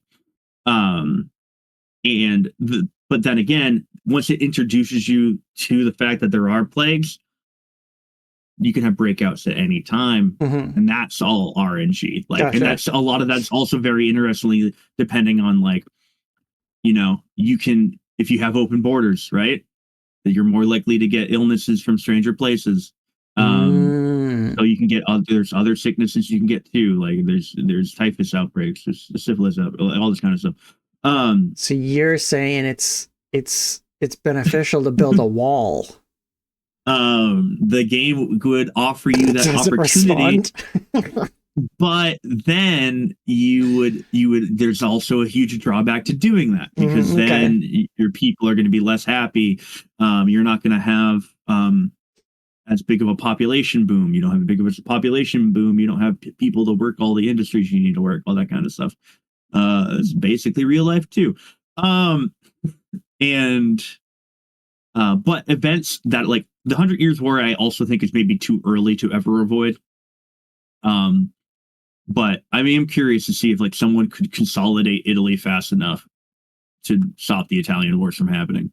So that was kind of the point I was getting to. Is just I'm curious if there are certain events that you are going to happen in a different place that you can capitalize on. Like you said, the bubonic plague happens really early, so maybe it's difficult too. But like if you're outside of that area and you're like, oh, bubonic plague is starting in another couple of years, I can build up and I can hit them right after the plague when they're at their weakest and take them over. Like, I wonder if there's stuff like possible. that. I actually wonder if, depending on exactly where it hits, and because I'm not actually like familiar with the entire range of like when the plague hits and all of the countries it usually hits, because like one of the bigger factions in the beginning of the game that you can be is the Golden Horde, which is the remnants of the Genghis Khan and like the Khanite Empire. And they're right on the outskirts of Europe. Like, they're in Europe to some extent, but they're not in like mainland Europe. And so I wonder if that there is like a strat behind that. Well, I mean, but that being said, you're also dealing with a lot of your other issues a lot of the times too, right? Like, the Golden Horde, from what I understand, has a lot of stability issues because there's a whole bunch of people vying for power, and so it makes it hard. Like, rebellions can happen easier and stuff like that. Are you able to like I'm wondering now also, like, let's say like where did the bubonic plague start? Was it just England? It sweeps through most of Central Europe because historically I remember it hits Bohemia a lot. Bohemia is like modern day Germany ish. Because like if you were like maybe if you have the ability to just like you upgrade like masks early on, if that can help prevent like the outbreak in your area, like if you you can have like some sort of like like mask mandate maybe to help, or like a like everyone stays inside for a long time. And you can get ahead of it. Yeah, instead of just like fucking that up. Or if you just have like a really good science department, if you can get like some sort of vaccine together. I'm trying to tie it back into the gameplay. It's a very good bit that you're doing. I mean, there are tech trees that help you that help with like populace safety, right, and populace health. So maybe you could get ahead of it. There are these choices like you could argue that like closing borders is like telling your people to stay inside. So you can maybe get ahead of it. I'm also like, one of the things I'm so curious to see like what events happen in the other parts of the world, like, and if there are as many, because like being in Europe, you get at least 4-ish events in the 200 years, if not 5. Like major events. So okay, like how much of like do we have Russia in here? So Russia's still split into a bunch of places. Yeah, I guess Novgorod. So we have one that I bullied. We have Europe, Russia, Asia. I think you said India at one point. And then you said have every country on this planet. You just have to pay enough people to explore it.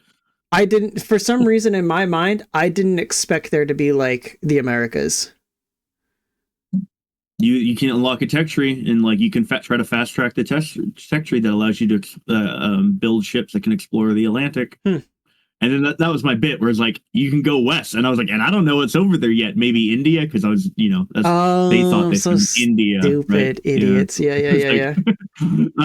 Sorry. I was doing a bit while also very seriously trying to explain the game. So it wasn't maybe the best time for it. But yeah, that's like, I want to start with Alex, is that I would love, because you can play as a native like tribe in America. Like one of the first lakes, or the Great Lakes region tribes, like you can start as them.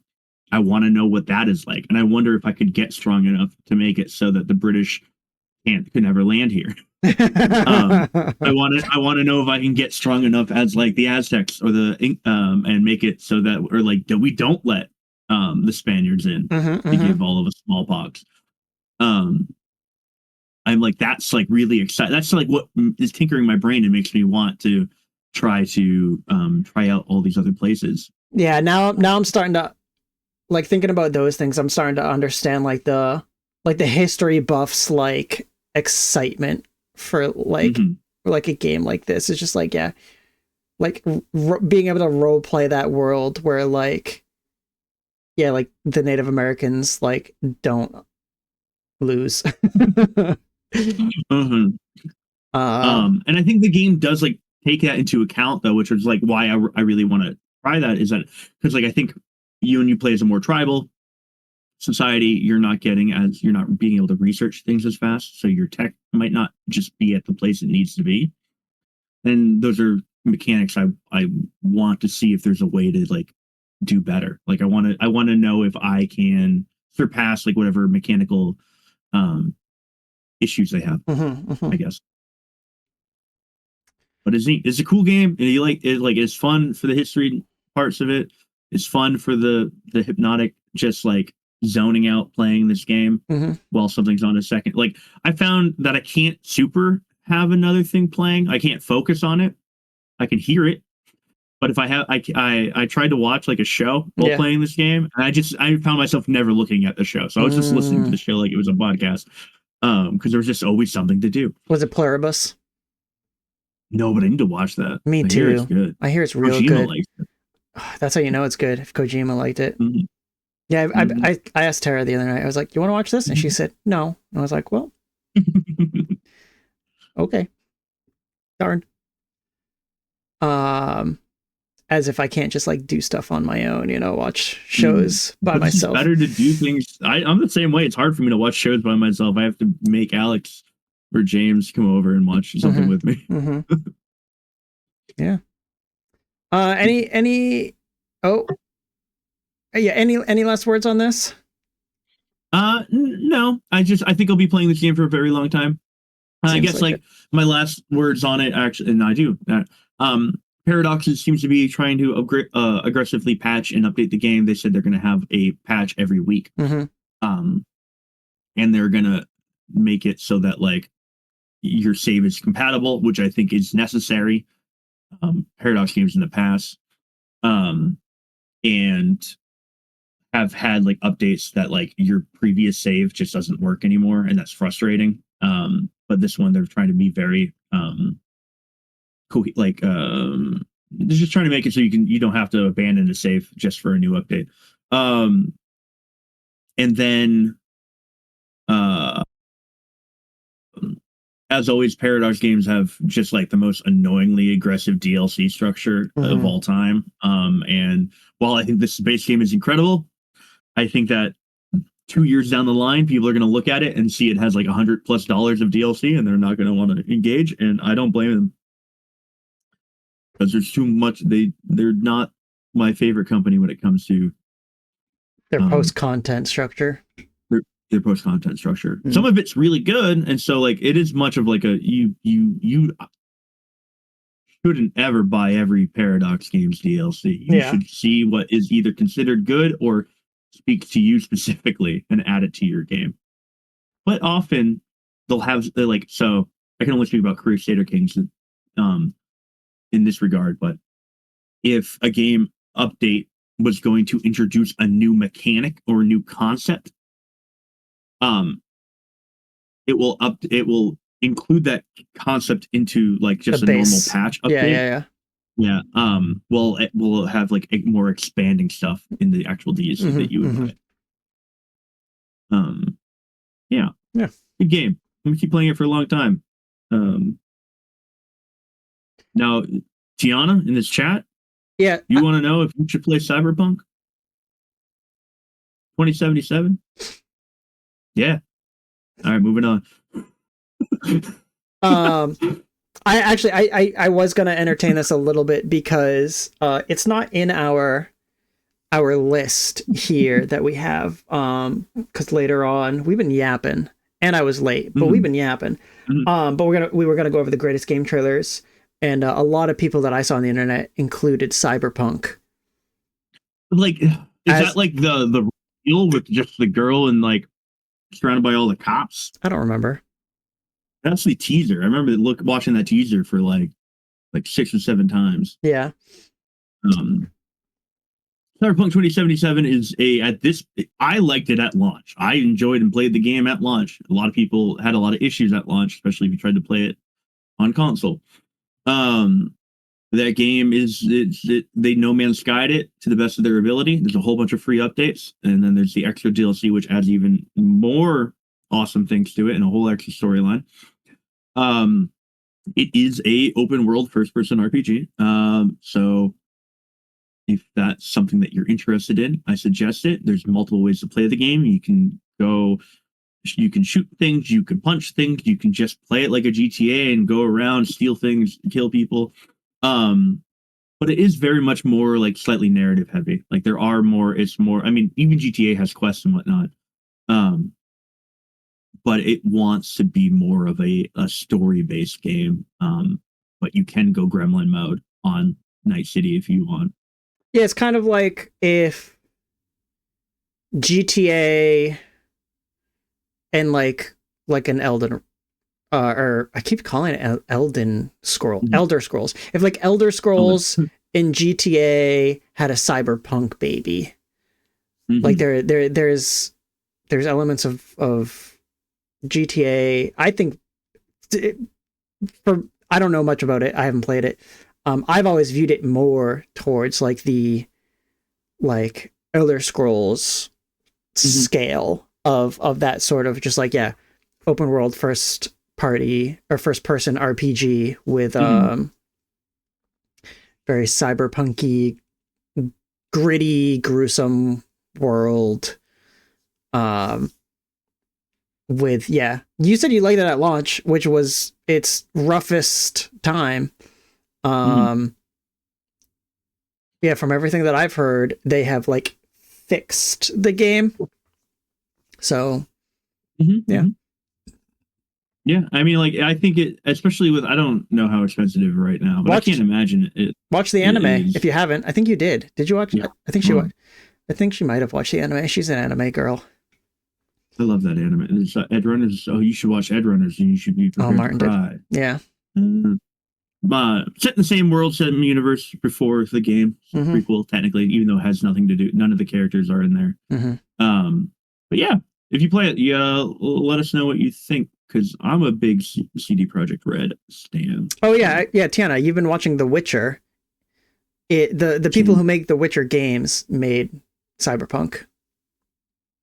I don't think she's played a Witcher game, but she was watching the show. Fourth topic. Let's roll through these. My game's updated. Your games, your 2 every week games. Basically, my two of my like I keep coming back to periodically games had some updates. First one, Peak. Peak updated. It is its second major update with a new biome. So I was looking at the biome the other day.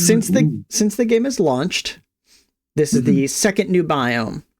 So this is the Roots. It is a new biome for the second location. You start on like the beach, right? Yeah, and now you can go to, like, when you go to the next place, you have a potential to go to 2 places. I can't remember what the original one is called. It's the one with all the vines, right? Yeah. But it's like, so anytime I play that map, I start singing "Stranger Like Me" from Tarzan. It's like the forest or the Roots. I really wish I could remember what the normal one is called. And with the Roots update, the big thing is the new biome. With the new biome comes new achievements, new badges that you can get. They did the same thing with the last one, because the game has badges tied to each area, and that has to do with, one, just climbing past the area. If you beat the area, you get a badge, and then also like specific interactions in each area have like badges. This area I'll say I've only played it a couple times so far, but I love it. I can almost see their evolution of like making like they came out with the base game, and then they added a new biome, and I could see in that one like what they learned and what they wanted to add to it, and then I can see that step up even more with this biome, where it's just like, okay, they've learned more, they've put more into it. Like the base game biomes are now starting to feel almost basic. Yeah, I was just say like bare almost a little bit, like a little bit. They're still great because they have, you know, they're random every day, the layouts change every day. And the base biomes do have like rare I guess like occurrences that could be generated into them. Like the forest one had like a rare occurrence where it could just be like mega poisonous, and there are like just certain things that like don't appear, or like have more vines, or it could have lava in it instead of water. Like there were different things that were rare that could happen. But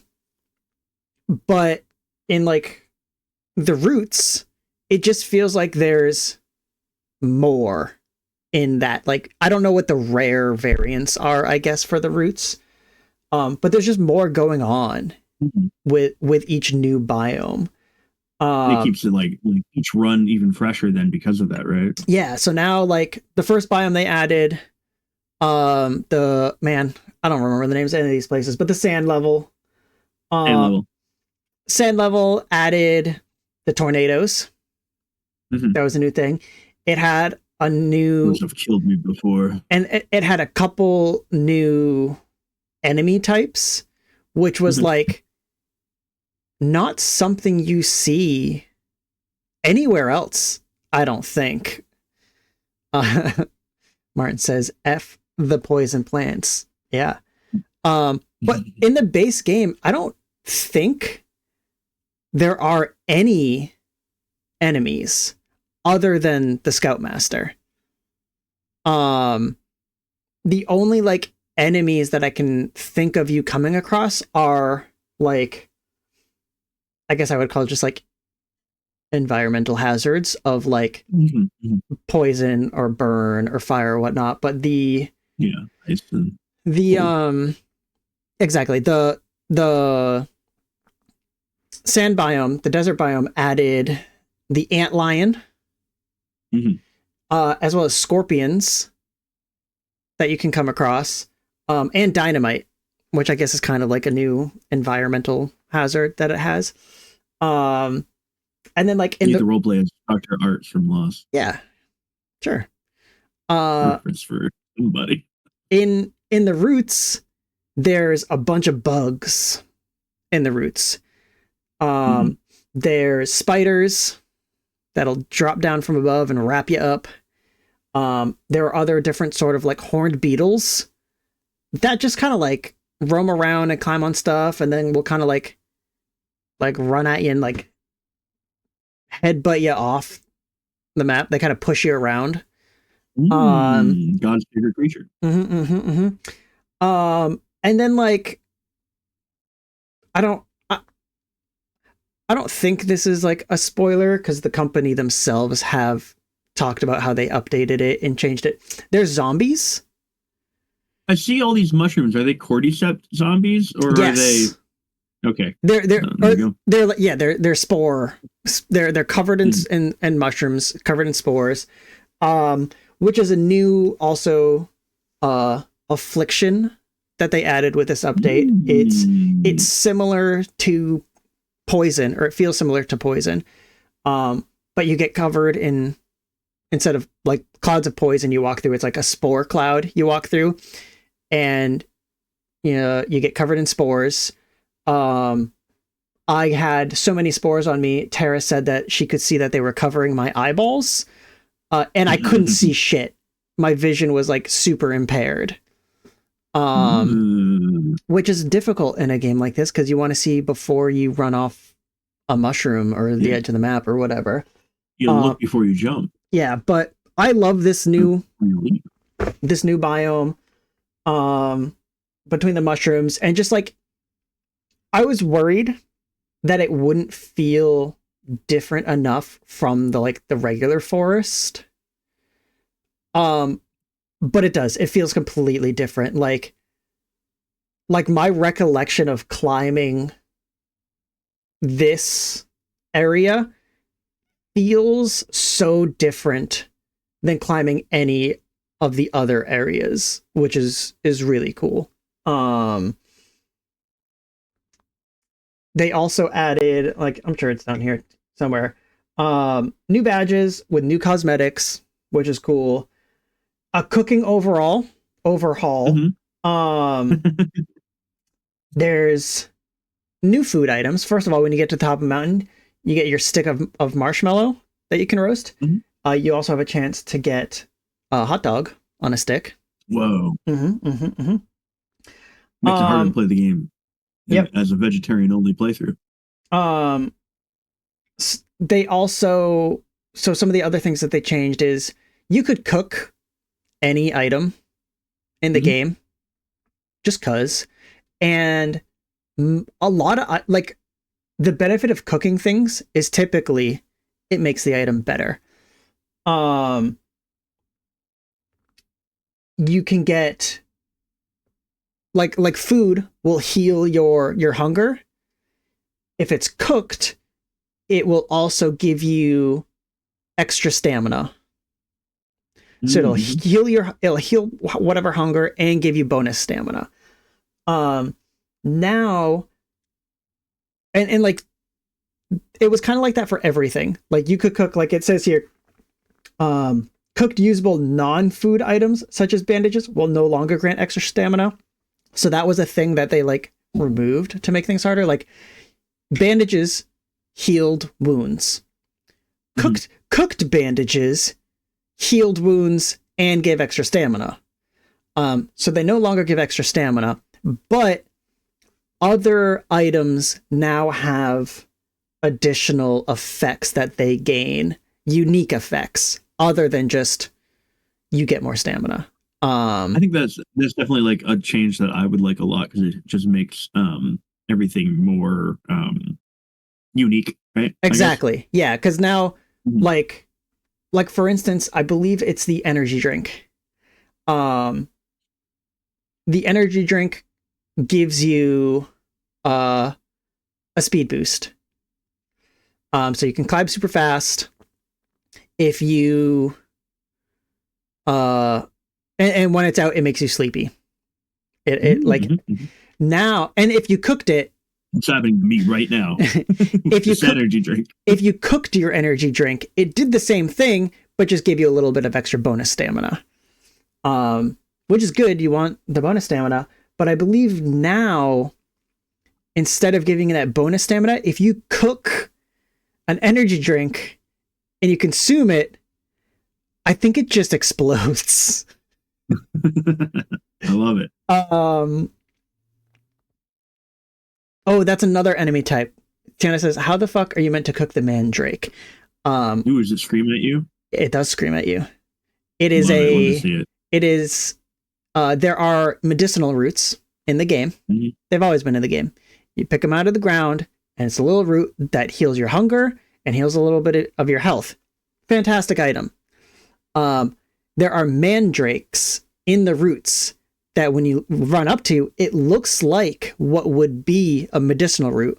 But when you take it out, it is essentially a medicinal root with eyes and a mouth, and it screams at you. But it makes you tired. While you're holding it, it makes you sleepy. But it is still like a medicinal root, so you can cook it and eat it. But you have to cook it to like kill the mandrake, basically. But that's difficult because when you pick it up, is just starts yelling at you and making you sleepy. So you got to find a way to like quickly cook it. And you've got to get a portable stove. Exactly. Yeah. So that's another like enemy / item that they've added to the game. They don't talk about it in here. It might be in the video, but there are also just like, oh, here it is. There are other just like fun new items in the game that aren't exclusive to the one area. There are the different shroom berries, which are in the roots. There is fortified milk, which you can find. A new item called a cloud fungus. There was the shelf fungus. Now there's also a cloud fungus, a bounce fungus, and some other items that they're just letting you find on your own. Plus, there is an item called a rescue claw, which is very fun. It's a great item. It's a gun that looks like a claw machine. Okay. With like a joystick and like places to put in your tokens. But basically it's a grappling hook. Ooh, a hook shot. Yep. You can either use it to grab people to bring to you, or you can grab a surface and bring you to it. And it has a 3 use limit to it. But it's very fun. It's very fun. There's the checkpoint flag, which is you find the checkpoint flag, you plant it down. If you die, you respawn at your checkpoint flag, and then the checkpoint flag goes away. Okay. Dennis, can you zoom that in? Aria heard you. She says, "Hi, Aria." That's my niece. Hi. And then the Book of Bones. I don't know if this is what she meant by zoom it in so she could see the notes. The Book of Bones is a new mythical item. They have like the special chests and items that you can get. Book of Bones is a new one. It's a hot topic right now in the family. They're trying to get the Book of Bones because you get cosmetics for using them. So you get a cosmetic for using it, but also the item itself is cool. Basically, you have this cursed Book of Bones. If a player dies and you find their skeleton, you can use the Book of Bones on their skeleton, and it'll bring that player back to life, but they're a skeleton. Ooh. And I like that. As a skeleton, you don't get status afflictions. You're not affected by poison. You're not affected by hunger. But any damage you take is multiplied by like 4 or 8 or something like that. So like if you were to take like physical damage, you take a lot more physical damage. Because you're brittle. Bones are brittle. Hollow bones even. Yeah. But then you can also use it on yourself. If you read the book yourself, you become the skeleton. So you can get those pros and cons of being a skeleton on yourself, or use it as a revive, which is it's nice to have another like revive mechanic, I guess. Yeah, and then let's see what else I did. Players can now join a game or be invited without first having the game open, provided Steam is open. The divorce court has allowed Bing Bong to visit his kids on weekends, so that's a huge win for the community. For those who don't know, Bing Bong is divorced. Yeah. So very happy for Bing Bong there. Let's see. Bug fixes. Players can no longer point at stuff while unconscious. Fix an issue where status over time could result in stamina bar being visually full of status, but the player would not pass out. Extra stamina will reset to 0 when a scout is killed. Fix an issue where a reconnecting player could spawn with a different player's status inventory. The game will end properly if all living players disconnect. It fixed an issue causing items limited uses to spontaneously regain all their uses sometimes. Improves the interaction highlight on several items. Updated number of badge illustrations. The knapberry plant spawns again in the Alpine. So yeah. Yeah, new stuff. Yeah, this looks really neat. I love Mushroom Forest aesthetic a lot. Like, it's my favorite biome in Minecraft. And there's a lot here that seems really neat. I do want to jump back in. This isn't like, I don't always make time to play Peak, but maybe I'll have to find the time to play this. Is it doing the same thing where now you only get this biome as a second one for a little while? Or? Yeah, I don't know when that happens, but it is a thing where for like the first week, there is no rotation on the second like peak. It's always the roots. Whereas after the first week, it then becomes a daily rotation of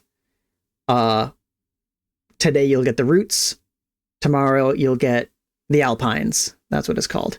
And then roots, alpines. It becomes random actually at that point, I think. It's not just like one after the other. I believe it's random, because then also it's the same with the ice place and the sand place. The ice and sand. Those also randomly change every day.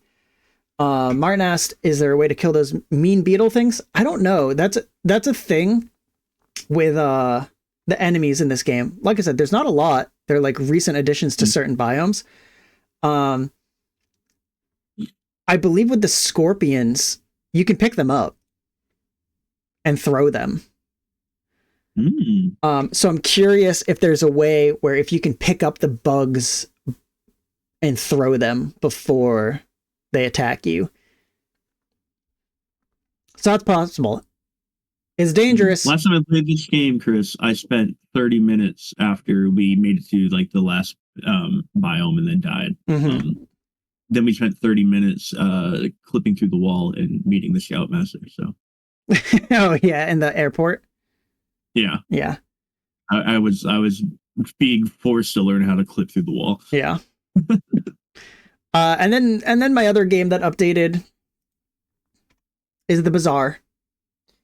A new character. So that means another 120 items, skills, and encounters have been added to the game. This character, Jules. This is her. I'll go back to this view. This is her. She's a 4-armed purple pink alien chef lady. She's pretty cool. Love her. Yep. All her items are related to food and cooking, kitchen appliances and whatnot. She has a unique attribute where she gets essentially burners on her board. You can see it here. There's this burner. She gets another one where it's a cooling station, basically. And her items, not all of them, but certain ones have bonus effects if they're on a burner or a cooling element. So there's two things that make that interesting. One, it's cool to have bonus effects on your items, and you kind of get to if you have each burner, you get to choose which type of effect you want, but then it also affects your placement of your cards. So it adds this positioning is really important. Exactly. It's another element of positioning. The other thing that's interesting though is other heroes can have ways to obtain items and cards from other heroes. So the base player Vanessa, she's a pirate lady. She has different events and items and stuff like that that can get her items from the Pygmalion, Dooley, all the other, from Jules, from everyone else. However, if you get an item from Jules, you don't have the potential to get that burner or cooling item. So there's this like extra interesting thing where like Jules items synergize even more with just her character. You know, everyone's cards synergize well with their class, but her class cards synergize more than another character's would with their own character, if that makes sense. Like, yeah, see, like one of her, like the skewer has like properties like, oh, if it's heated, then this has X or Y, and so I would imagine she's the only one who has the exactly, yeah, like mechanic. Like her, right here, the skewer, if it's heated, has 100% hit chance. That only applies to her. If another person who's not playing as Jules gets the skewer, you don't have that option. So it almost makes her items like a little bit worse in other players' hands, which is interesting. It's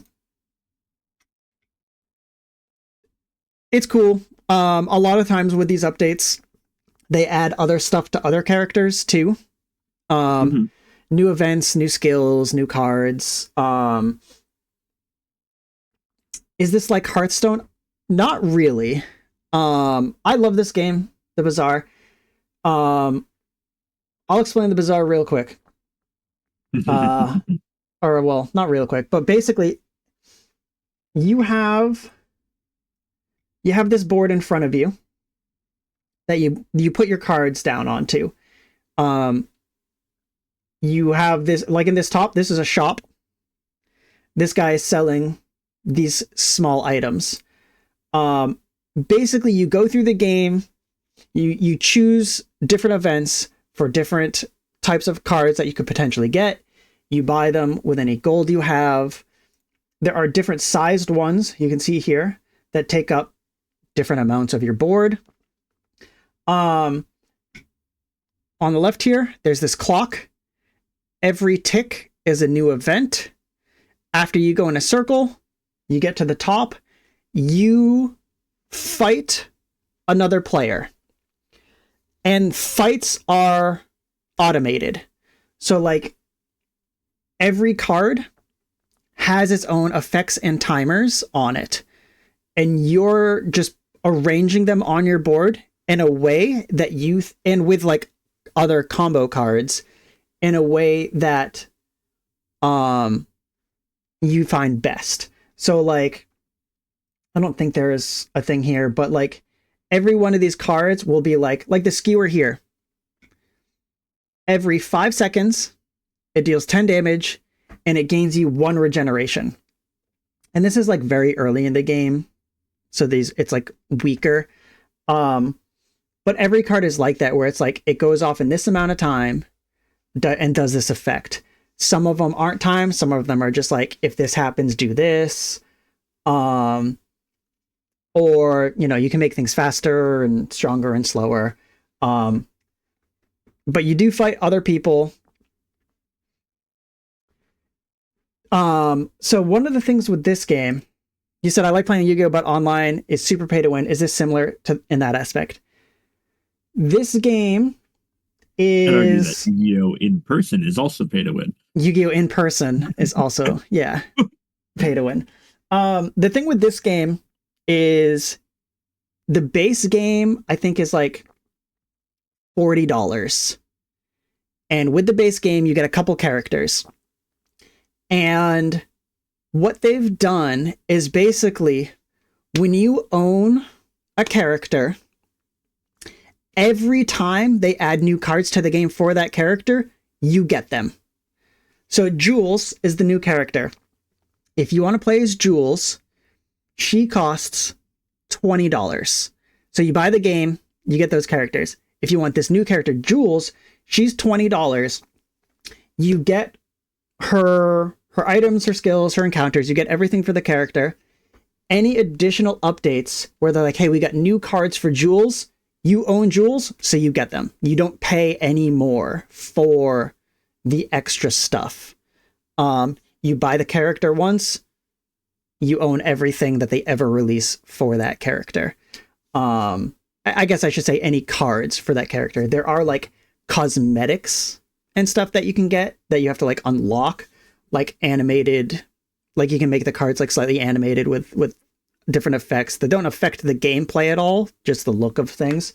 But that's one of like, I think I've been thinking about this as so the player cards is like a commander deck based. Yes. Yeah. Yeah. I got you in that. Like Jules. you play as Jules. She has 100 different cards, and you'll start a day and it'll give you 3 choices. It's like, do you want to go to this shop? Do you want to do this event? Or do you want this type of free item? And so you can choose. Similarly enough to like picking a class in Hearthstone and then like running an arena run with a lot of more and extra steps is way more elaborate, but like that's like I think like the basic like concept comes in, right? Yeah, so you'll end up like you'll start off the game and you'll just like choose items here and there, and then like as the game continues you'll see what item set you have and like what's working well, and then when you get presented choices like, all right, do you want to go to this shop, do this event, or this thing, you're going to be like, I want to go to this shop because they're selling, this shop is for fire items. And the build that I'm doing on my board, if I have more fire items, I get more haste. So my stuff will go faster, so it'll burn more, which will then make things go faster. And it's like this combo, right? So you're like, I'm going to go to that store because they're selling fire items. I need more fire items. Or you'll be like, oh, I'm going to go to this event and fight this like AI enemy because if I beat it, he has a skill that he might give me that's really good. Or I'll get more XP so I can level up and get more health and stuff like that. And then, you know, I've said it a million times about the Bazaar. One of my favorite things is that it's asymmetric. So you can stop and restart at any time. So like if you're doing other things, like if you're playing, if you know, if Jules gets people into the game, they like this character, you play. If your kids are screaming, you got to go put them to bed. You just put it down and go do what you need to do. Come back, turn the game back on. You're right where you were. There's no like, you're not locked in. When you start a run, you're not locked in. Which is cool, which I like a lot. But I love how much you love this game, Chris, and how many words you use to explain that it's Hearthstone with a bunch of extra steps. No, I'm kidding. I don't know. Because sometimes, because for some people, like I try not to compare it too hard. Yeah, it's not necessarily one for one. It's not that it's not just like one for one, but like Martin said, is this like Hearthstone? I don't know which way that's triggered. If I'm like, yes, it's like Hearthstone and these are the reasons why, I don't know if that's good or bad. Mm-hmm. I know. I think your response was perfect because it's elaborate and you know, and then like you know, Martin's making fun of you. It's like is a short form version of that answer. Yeah, like, it was, but it's good that it's elaborate because that's like it tells you more about the type of game that it is. I will say the animation does give Hearthstone. I agree. The way that the cards look and animate and move does give Hearthstone, and that's probably because the person who started making this game was a professional Hearthstone streamer. I was actually about to complain about the art. I think it's the only part of this game I don't like. Really? And it's because it's a modern day complaint is that like there's a lot to the character art design and like a lot of these like different cards items that like that made me for a minute be like, and this is really unfortunate, but it made me for like 30 to 60 seconds go like, could this be AI art? Like just that initial gut, like could it be? And then I have to like do my research and go, no, it's not. This artist style is just a style that gets often used, and it's I don't know, an unfortunate part of modern society where I have to be like, it feels very close to like what everyone is ripping off, right? I don't know. Well, I think also, I don't know why this video decided it didn't want to play anymore.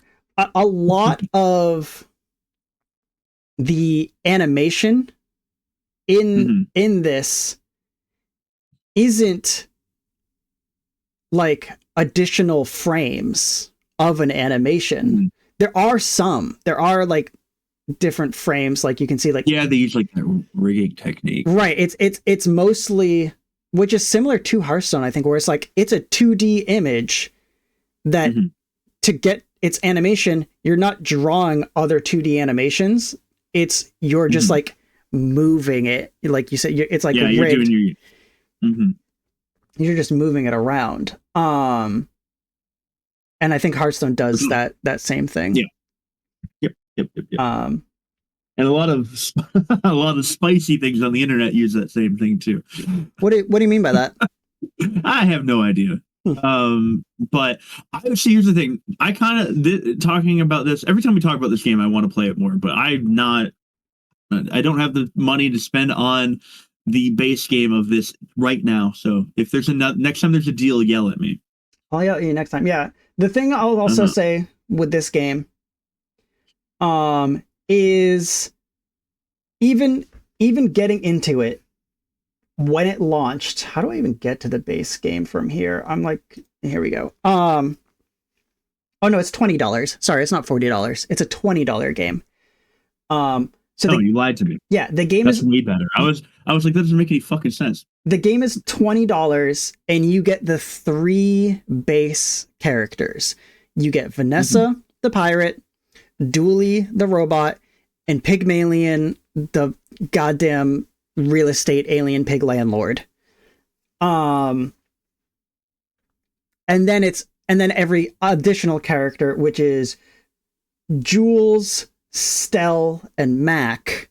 Jules is the chef, Stell is the mechanic, and Mac is the alchemist. They all cost an additional $20. That's where I was confused, is because when I bought this game on Steam, it would have been I got Stell with it, and it would have cost me $40 to buy the game and Stell, but there was a deal where I got Stell free, I think. And so at this point now, Jules is the only character that I don't have. She's also the first character that I won't be able to get with some sort of deal. I got Stell with the Steam launch deal. And then every other character I got with in-game currency. I got the in-game currency, and I was able to unlock the other characters. You can't do that anymore. Because the pay model was different. Now, because back then it was like I could unlock the character, but I also had to unlock additional card sets for them. Now it's just you have to pay real money for the extra characters, but you forever get everything that they get. But what I was going to say, starting this game, even when I did it back in the day, felt difficult. And it progressively got harder because there is a meta in the game.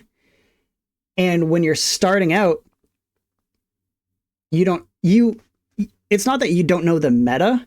You don't even know what potential metas there are, right? You don't know you don't know every card that your character has. You don't know what cards synergize with each other. So like going in blind to any game, obviously it's hard. But when you go up against another person, it doesn't separate you by rank, right? It only separates you on how well you're doing in that run. So if you know, you have to YouTube study to feel caught up. Kind of. It's either that or just playing a lot. Because, like... Yeah, and you said this before, but so correct me if I'm wrong. You have, like, ranked tokens, and then you have, like, free... but you can also just play normal. Not anymore. Now it's just... now you can do a ranked run for free or an unranked run for free. So, like, you can do your ranked runs where... That's better. Like, you have your ranks, or you can do just, like, the unranked runs, which people use to kind of, like, mess around with. So it's a little bit easier. But yeah, part of it is, like, learning what's meta. And learning, like, oh, like, Vanessa got these new items, so running a weapon build is really good with her, and here's the good weapon builds, and here's what to do with that. But the items that you find are random, so you're almost never going to get the perfect meta build, which is nice. If you know, like, these weapons are broken with these skills, like, it's hard to have everything line up. So you don't run into it a lot. You can't get it a lot. It's just learning, like, how to get as close to that as you can. And then also having those extra, like, enchantments and stuff that you can get and put on items can completely break metas. Like, you can get builds that aren't meta that are completely broken because of, like, this one random effect that you were able to, like, I was able to put regeneration on this weapon and it broke the build because I was just constantly healing and nobody could do enough damage in enough time to heal me, you know, kind of stuff. Like, I'm not supposed to play it this way, but because I got this, I can do this.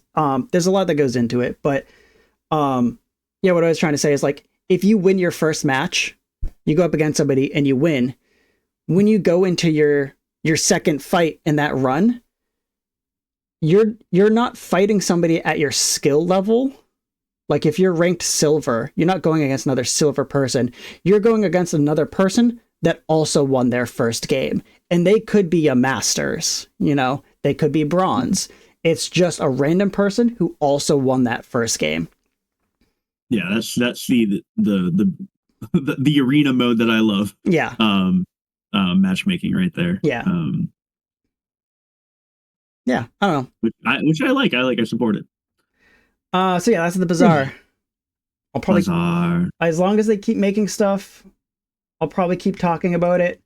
I am scared now for the Bazaar, because when the Bazaar launched, we knew their future character plans. They launched with the 3 that you get for the $20. And then we knew that they were going to have Mac, Stell, and Jules. And we knew that because some of their items were already in the game. And because they talked about it openly. All 3 of those characters have now come out, and they haven't said anything about future characters. We don't know any other plans. The game launched. They said, here's our plans. They've now hit all those things, but we don't know what's next, if anything is next. I hope there is. I hope they keep updating it. It's hard for them to keep up with the game the more characters they add. So I could, yeah, for sure, because then it's going to exponentially development time, because you have to make things for now every character every time. Yeah, it's a small studio, so I could see them taking their time with the next character and instead just adding new items to the characters that are already in the game. And typically when they add new items, it's like a themed set. Like, for instance, like, there was one update where Vanessa got new items, and she's like a pirate, and they were all deep sea themed. Dooley is a little robot guy. Mhm. And he got little robot bugs that transformed into a giant robot, kind of like Power Ranger style. Neat. Yeah, so they usually have these updates that are like have some sort of theme around them. So I could see them coming out with more of those little packs where it's like, here's 10 cards for Jules, and they're themed around food cart food or like street food because she's a chef. Or it's themed around like utensils or something like that, you know, like here's Dooley, he's focused on like they did this before on primitive tech instead of like robot future tech. He had an update where it was like primitive tech with like dinosaurs and robot dinosaurs and like tools. That's all you specifically need, I think. Yeah. But I don't use Dooley because Tara claimed Dooley. I very rarely use Dooley. Tara's a Dooley main. So I mostly just use Vanessa, the hot pirate lady. And that's the bazaar. That's it. I'm done. I swear I'm done.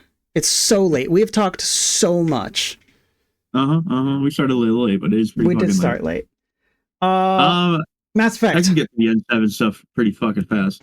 So it wasn't a lot. No, there was enough here to keep me going. Mass Effect. You know, to risk going on too long, but trying to do it as faster. Very important to me. I can name. I can't like name the day, but I can remember the exact moment I opened up my Game Informer, and it was a cover issue that had Mass Effect in it, and I read it, and I'm like, this is going to be the greatest game of all time. And then I played it, and I was like, this is maybe the greatest game of all time. And the second one came out, and I went, maybe this is the greatest game of all time. And then the third one came out, and I was like, maybe this is the greatest game of all time. And then Andromeda came out, and I'm like, this is all right. I thought you were going to say that you can't name the exact day of Mass Effect Day, of N7 Day. No. Of November 7th. November 7th. No, I remember that. Of course, I have my N7 t-shirt on the short list of franchises I would consider getting a tattoo for.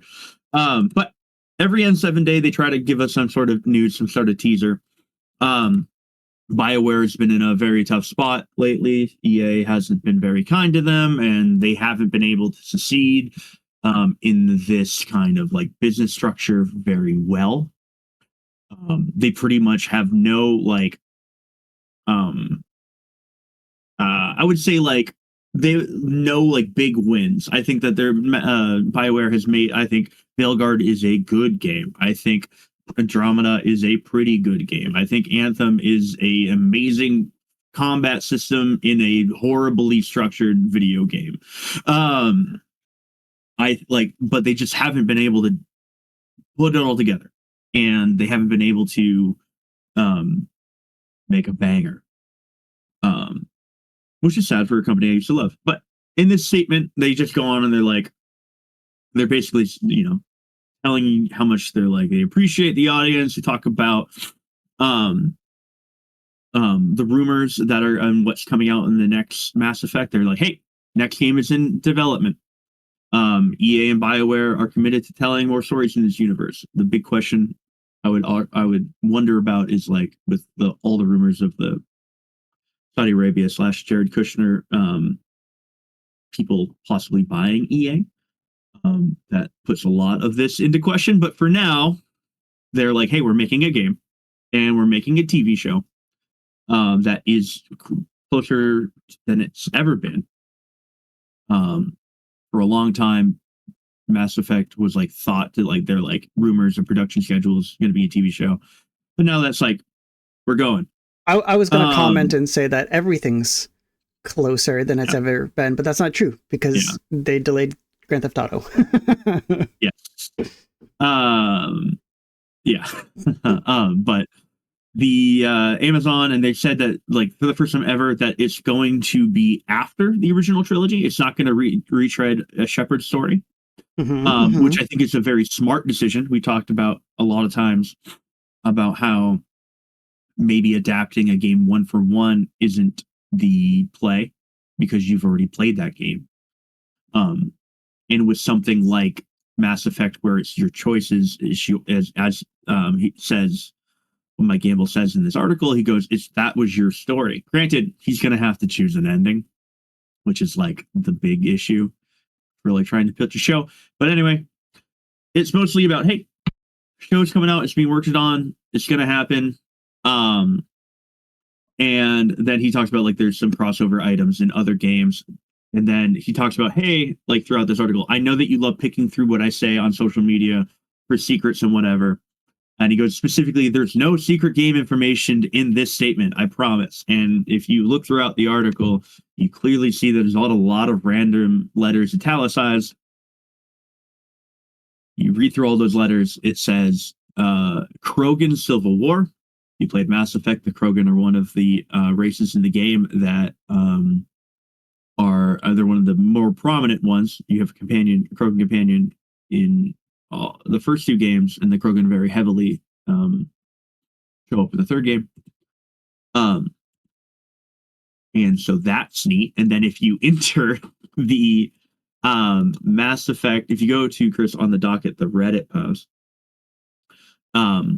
if you go this is where I love ARGs and I love the internet. If you use Krogan Civil War and you go to, in that message says URL Krogan, actually, yeah. Then you go and you enter masseffect.com Mass Effect. I got myself all mixed up. Mass Effect's Twitter account retweeted the blog post with a saying transmission intercepted, masseffect.com error A20N7S12. That error code is a cipher, and if you start with A as equals 20, then you have to go through the whole alphabet. You translate Krogan to that cipher, and I think like this is neat shit. Like it's like stuff that like reminds me of watching Lost. Go to the URL in that the cipher brings you to, and it's just this pretty cool gosh darn picture of these Krogans fighting in a war, and like it's just a neat little thing that's like, hey, next Mass Effect game, like this might be a big plot point, which I think would be really neat. At the end of Mass Effect, or in Mass Effect 3, the Krogan are a big turning point. You know, the whole thing with the genophage is either like through your choices is either cured or you lie to them and say that it's cured, and that like there's new leadership kind of in charge of the Krogan. I think that could be a really sick direction, because I think one of the issues with following up Mass Effect and following up pretty much any franchise that you have like a like this universe ending threat, and like you're like, is what's next? Yeah. And it's like we had the Reapers for 3 games, and they were the scariest, coolest things on the planet, in the galaxy. And it's like, how do you follow that up? And I think telling a more human or a more emotional, non-grandiose story might be the answer. Yeah, it's the same thing with like the superhero like genre of like movies like that. Like it's what Marvel's always been going through. It's just like, oh, we led up and told a big story about, you know, the universe ending, and then we won, and then it's just like, all right, well, how do you follow that up now? You can't how do you tell a bigger story than that? And it's not necessarily you tell like it's not about like a bigger threat. It's just like you just make it more intimate. And like, I mean, Marvel famously had its like Civil War arc. You know, coincidentally, this it's also it all ties Civil War. together. But yeah, when like you said, they put out that tweet. And it was like basically like decipher the code. And people got it deciphered, and it led to this link with this image before the blog post that we were just looking at. Before that was posted, people had already figured out, decoded it, and saw this image. And like, I saw this and thought, this probably means something to somebody, but I'm not excited. I'm not excited by what I'm seeing. This is just, I just got art. Yeah. But like, if this is something that like, is hinting towards a new game where it is about, focused around the Krogans and their civil war, then this becomes like a cool thing that happened. Yeah. It's definitely like one of those things where it's like, this could just be neat concept art. And like, but I'm choosing to believe that the timing and being on N7 Day and being part of like this code kind of thing, that is a hint at either the direction the television show is going on or the new video game. And like, I'm so thirsty for this franchise. I can't stress enough how much I love Mass Effect.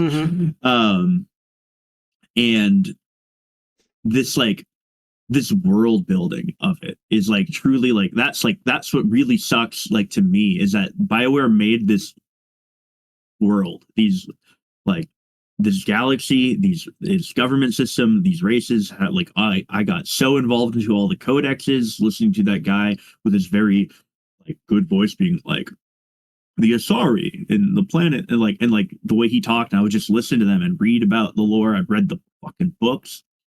For the longest time, I'd be like, this is my favorite universe in video games. And then it just, nothing happens with it. And I'm just dying for more. So any little bit, any crumb that they give me, I will be excited. Yeah. Martin said the sweats got to it and ruined it for the rest of us, based on like the ARG being like solved before like the blog post was even put out. There's, I can't remember what game it was, or if it was even a game. It could have been like a TV show or a movie, but there was a company that did one of these like ARG things, but they did it in like steps, and it was all going to lead up to like whatever teaser or announcement. And it was just like, day one, you get this information. And then it was like, okay, we have some information, but it's like, it's not solvable. It was like the idea. And then it was like, day two, here's a little bit more information, but it's still not solvable. And then it was supposed to go for like a week, I think, and like continue to be unsolvable until the final day where you get the final hint, and then you can start piecing everything together. I wish I could remember what this was, but people figured it out before like the final like 2 hints were even given. So like people like solved the puzzle that like was not intended to be solved for another 2 more days, and then they would reveal everything. This wasn't a simple ARG though. This was just like a 1-step, like, here's your 1 hint and decipher it, and just like the internet just got to it and did it real quick, which I'm not surprised about at all. I also love that there are people out there that are just looking for like ciphers, and like they're living in a Dan Brown book. They don't care. Like the Da Vinci Code. They're just like, we've got it. Yeah. The people who worked on this don't care or know what Mass Effect is. They're just like, ooh. I knew Cypher. I knew Cypher to spoil. But yeah, I don't know. I'm interested in what they could do with the TV show. For sure. I typically enjoy the idea of like video game TV show adaptations. There's something that I can like get more excited about with like these like bigger story driven properties. Mario's not a story driven game. Sonic's not a heavily story driven experience, those are cool as movies. Something like a Mass Effect, a Witcher, things like that, I'm always glad go the route of the TV shows instead of the movies. But then also with it being a TV show, that changes. Like, I don't know if this is what Martin was intending. He says it all falls on if it's bad CGI can make or break it. The budget and how these companies manage a budget for an ongoing TV series as opposed to just a movie. It is Papa Amazon, Papa Bezos. You get the Bezo bucks, and Ring of Power they spend too much, so much money on that show. And I think there's other, like, The Expanse. Is that Amazon or is that Apple? I get so confused if something's on Apple Plus or not. But there's I don't remember. There's Foundation. I don't know, but there's like enough stuff where I've like realized that these prestige TV, expensive TV, really, is able to do sci-fi. I think in a way that we just couldn't do it for the longest time. Not that a lot of these like old shows are bad. They're just like, they're obviously the production quality isn't going to be what people want to see. But I am at a point where I'm starting to believe that maybe they can. Maybe we can do a modern Mass Effect and not have it look like Star Trek OG. Yeah, and again, Martin's on top of this subject, I think, with like my thinking right now. He's ahead of me, where he says the writer's not sticking to the already known script. Henry Cavill is a saint and is missed as Geralt. Like, that's also a real issue with like ongoing TV series, is like the actors, I mean, aside from being able to play the role well, because you need that in the movie as well, but to be able to like stick with that character for however long the show goes on for is really hard to find. And like in the case with The Witcher, like that was a weird, almost backwards circumstance where like typically my fear is like the actor gets like they're just done with the character and kind of like need, like the show ends or like they need to be replaced in some way or something like that. That's usually my fear with like a TV series, where like in The Witcher, it was like, and again, I guess it's like only the case in something that has to do with like a video game, or I guess like a book series, where like the lore and the story is already there. And like Henry Cavill was the perfect fit, where he was like into the character and into the series, the games, the movies, he was into that world. But then the writers like didn't meet his vision, and there was like a clash, and he's not. Yeah, the big falling out. Yeah, it's a fallout, and he's not with it. And like that's another thing. Like, if this show goes on to be a major success and has 3 seasons, like, are those actors ready to be there for 3 seasons? Are the writers in tap with Mass Effect and its lore and its fan base? Some of, I think, what you could get away with, like, let's say Civil War, this is a reference to the TV show. You haven't done that in the games. So like there is some freedom of expression that the writers can have and get away with. So like maybe that's like the best option, is if it is like a brand new story in the universe. Yeah, because at that point, it's just the writer's job to get the world right. Like, and that is still a big ask, and it's still very important. And there's going to be people everywhere nitpicking at, like, even though this is past the games, like, but nitpicking at like, oh, like culturally, I don't think that this, like, the Krogan would do that. Like, you know, there's going to be people doing that all the time, but I think you have a little bit more grace because you're not one for one adapting the exact story. You're just trying to take the vision of the world and put it onto a news story.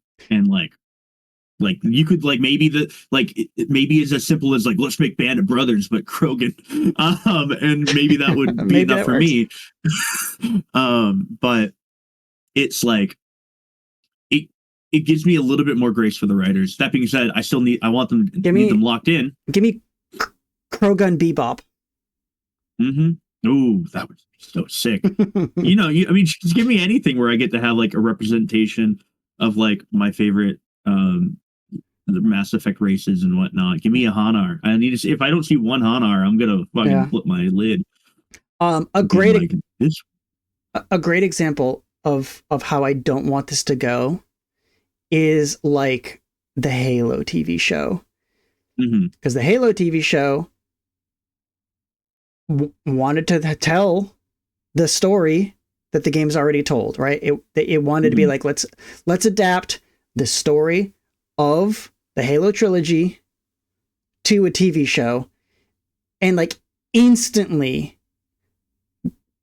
and like as the show went on, it just like compounded to be more and more. Instantly, it was just like, this isn't what this is. Like you're doesn't feel right. You're I understand that you feel like you need to change things up to make it feel fresh, because everybody watching the Halo show has already played the Halo games and they know the story and they're not going to be surprised by anything. But like, why did you already take Master Chief's helmet off? What is this girl doing with the Covenant? This isn't a character in the show. Why is she now fucking the Master Chief? Why are they now having sex? Like, what is going on? Like, it's just wacky. It's just like, I don't know. And that's like what you hope as a creator, I think, of like, I mean, I can only imagine of one of these franchises, is that like when you're giving your story up to another medium, like how like much faith you have to have this person like that understands your story, your world, right? Your characters. Because like I don't know how many people who worked on Halo 1 were still at 343 after the schism. Like if they hired anyone, or whatnot. So like I don't know how many people are there were like really clutching their pearls about like making sure that Microsoft talks to like Paramount ? Paramount, you know, making sure they know what they're talking about and what they're interacting with, because like there's a difference between just like understanding the basic and reading the basic plot line of Halo, or adapting the Fall of Reach book, and making it make sense tonally, and making it make sense thematically, and just like what your viewers expect. Master Chief has character lines, has dialogue in it, not a whole lot in these games, but like, so he's one step above Doom guy. To make him more of a character, it just seems like a bad call. That's the thing with Halo, is Master Chief isn't the narrative driving force. He's not. He's like, Master Chief isn't the story. He's just the soldier in the story, right? So like, one might say that he's like, he is your shield and he is your sword. And we would just jump right into that trailer. That'd be a perfect segment. But yeah, so like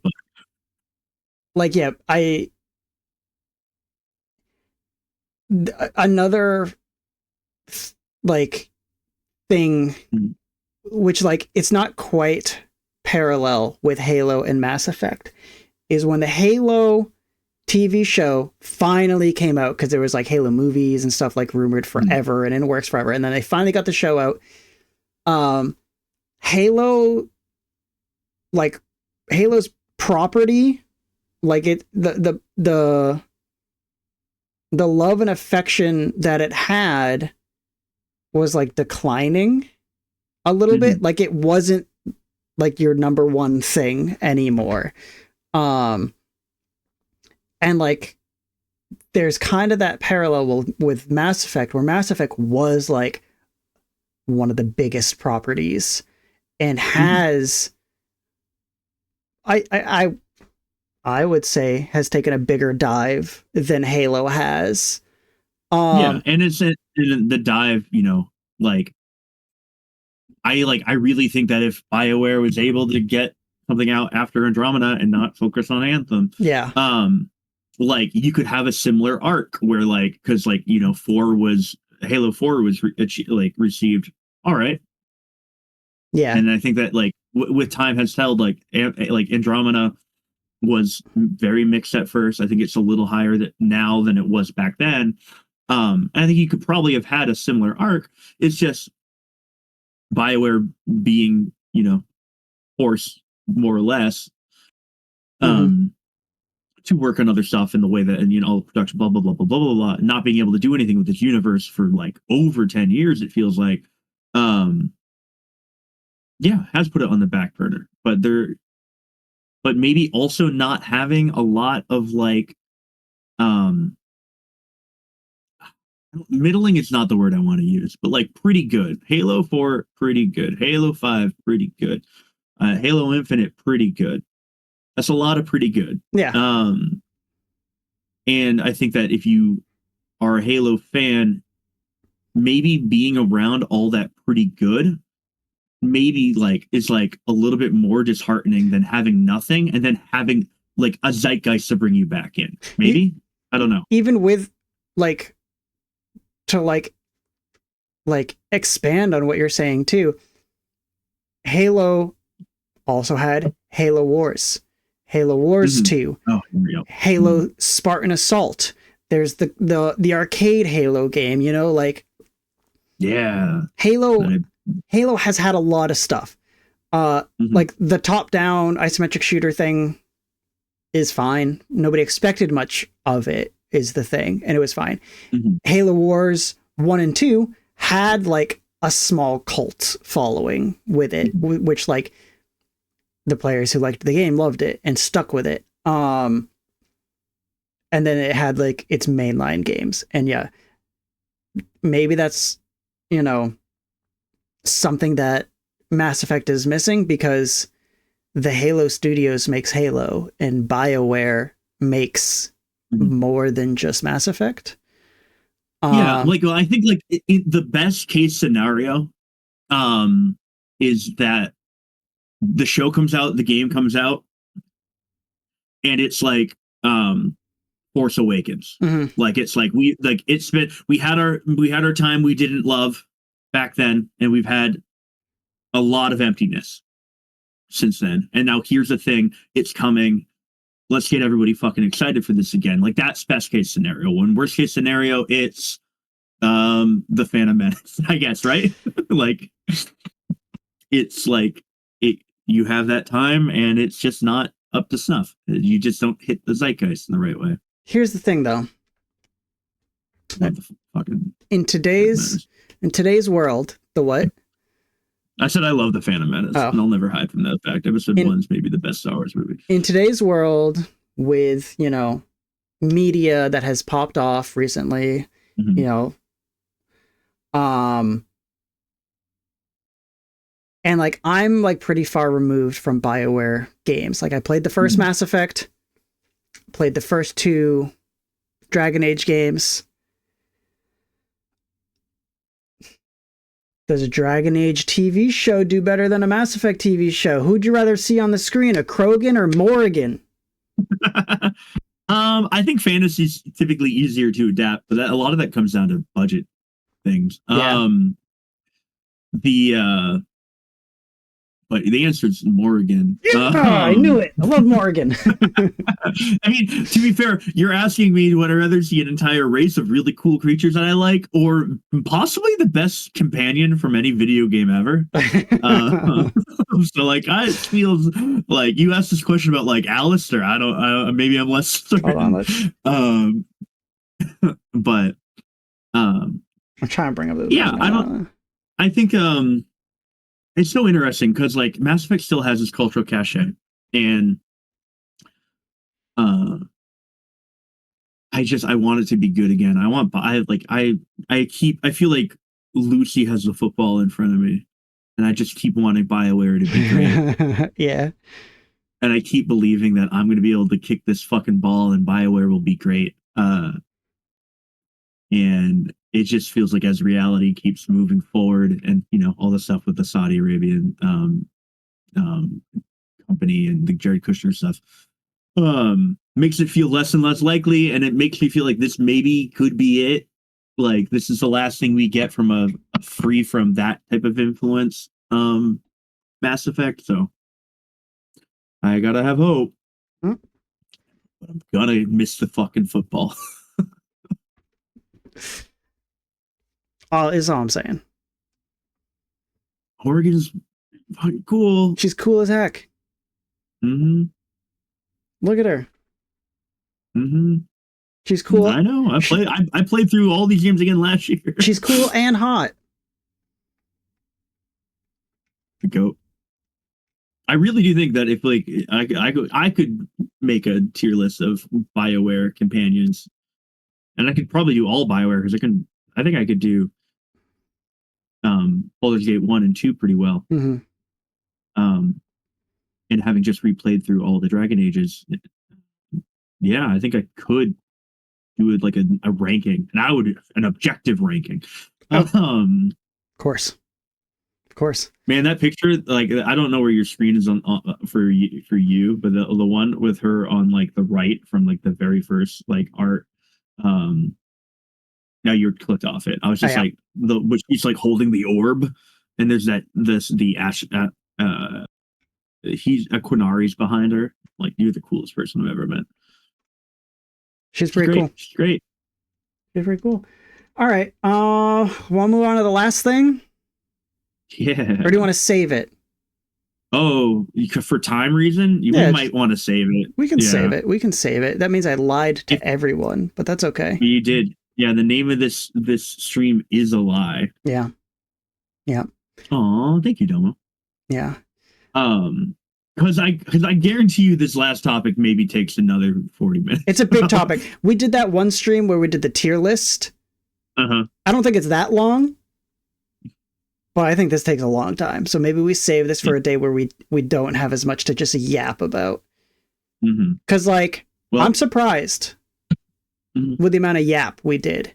We started late, but it's still a 3-hour plus show. 340 including the pre-show. So we can save it for another time where we're going to watch and talk about the greatest game trailers ever. And I'm sorry for this, maybe it's good for Kay, but for everyone else, I'm sorry that today we won't get to see Kay tear up and cry over some of these game trailers. I was watching a bunch of these in preparation for this show today because Chris came up to me with this idea 35 minutes before the show's supposed to start. Yeah. So I'm trying to binge remember every single trailer I've ever watched. I'm getting you all excited for a future topic now. That's my goat. Yeah. And I was just watching trailers and I'm like, oh man, I was either like, this is the coolest thing ever. I got to go play this game right here, right now. Or I was like, it's so beautiful. Spoiler alert. I'm like, they put Sora in Smash. And I'm just like crying. Like literally like 10 minutes before the show starts, I'm getting really emotional. I'm like, Chris, why'd you fucking do this to me? Yeah, I'm gonna cry on stream.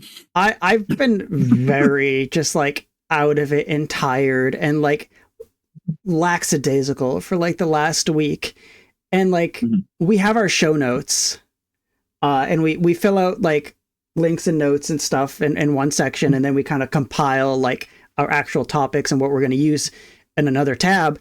And Kay's was all filled out. They had three topics with notes and links, and then mine were empty. And yeah, at let's see what time it was actually. Hold on. At and we talk. At 11:12 a.m. You know, about 48 minutes before we normally start the show, under an hour before we normally start the show, you asked me if I was alive. I was like, I haven't heard from you, and you haven't. In my brain, I'm like, you haven't updated the docket. I was like, the panic was starting to set in. Yeah. And then, let's see, we talked a little bit.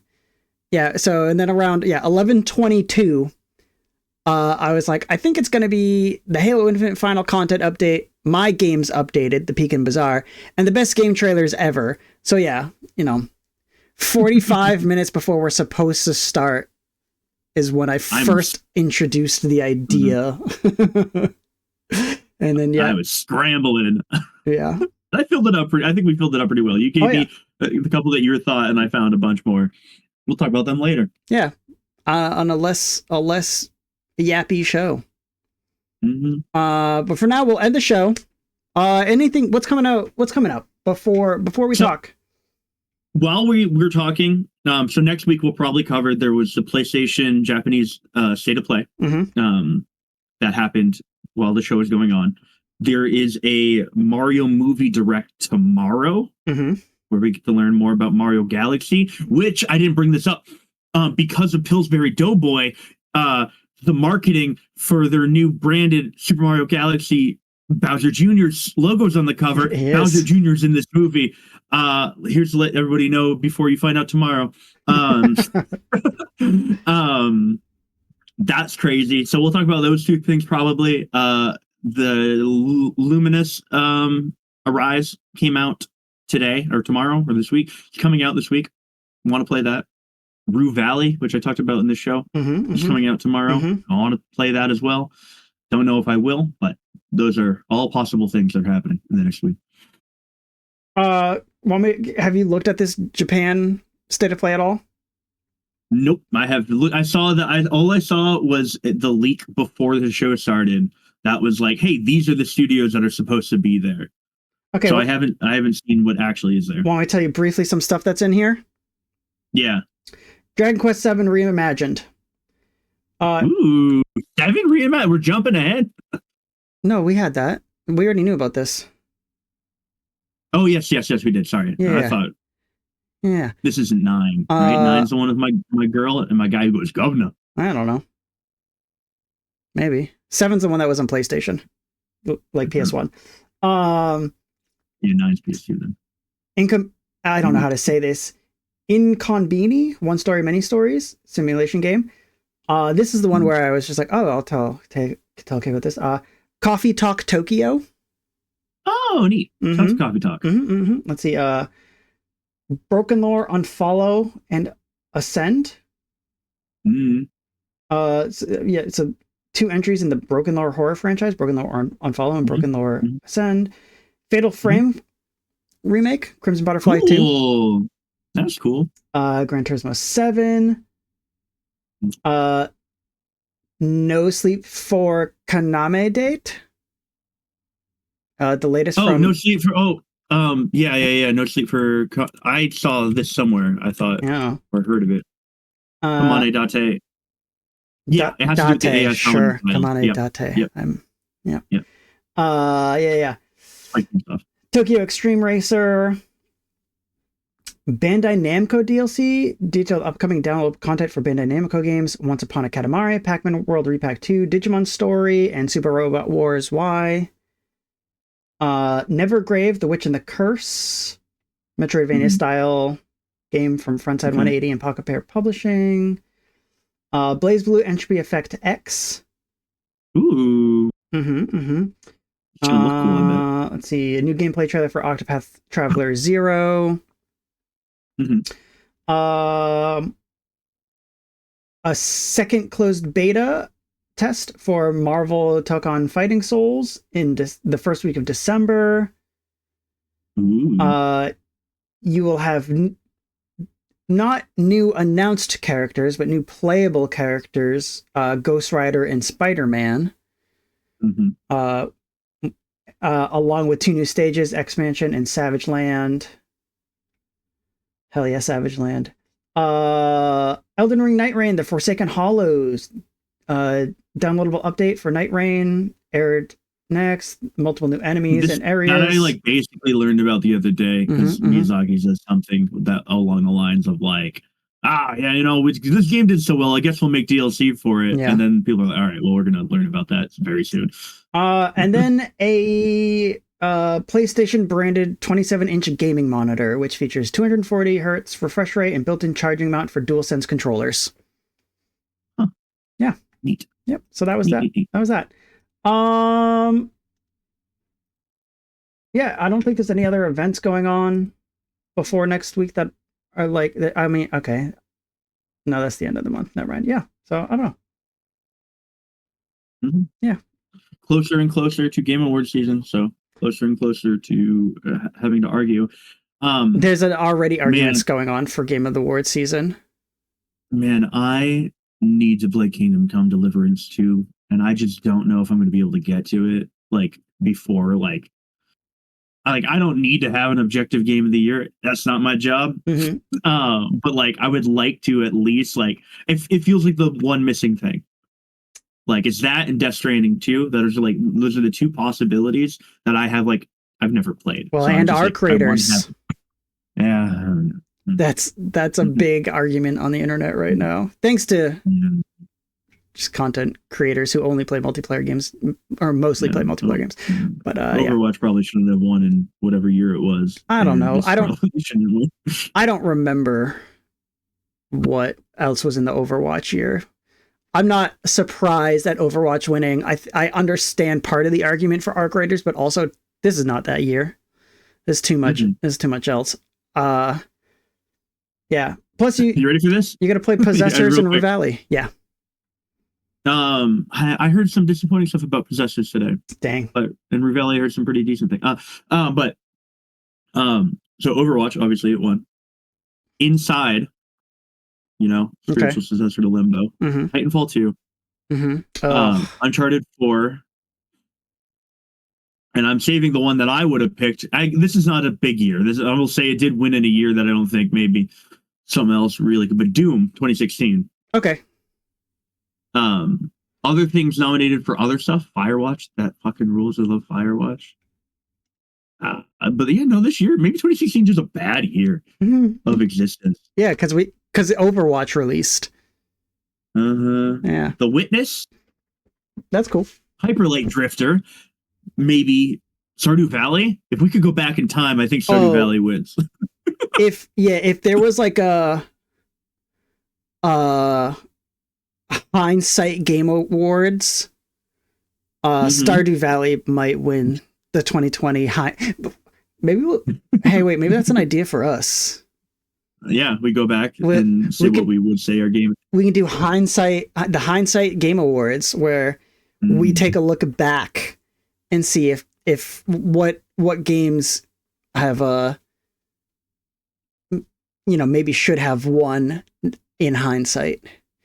Because there you go, the hindsight Game Awards. Yeah, the Stardew Valley over Overwatch. Overwatch, I don't like, or I don't care for Overwatch. I don't care to play Overwatch. But I can respect what it has done. So that's actually a wonderful question. Do you think that this would be a great debate topic on this? I know where this is going. I like this. Do you think that the impact of the hero genre is bigger or less than the impact of the cozy game farm sim genre? Sim. Yeah. Yeah. No, that's dang. I don't know why I'm holding up these L's. Because they both suck. No. No. No. Yeah. All right, that's the show. That's the show. We're gonna end the recording. We'll go into our post show where we do the daily game doles. So if I upload this to YouTube, hi. Thanks for being here. I'm gonna upload like 3 episodes in a row.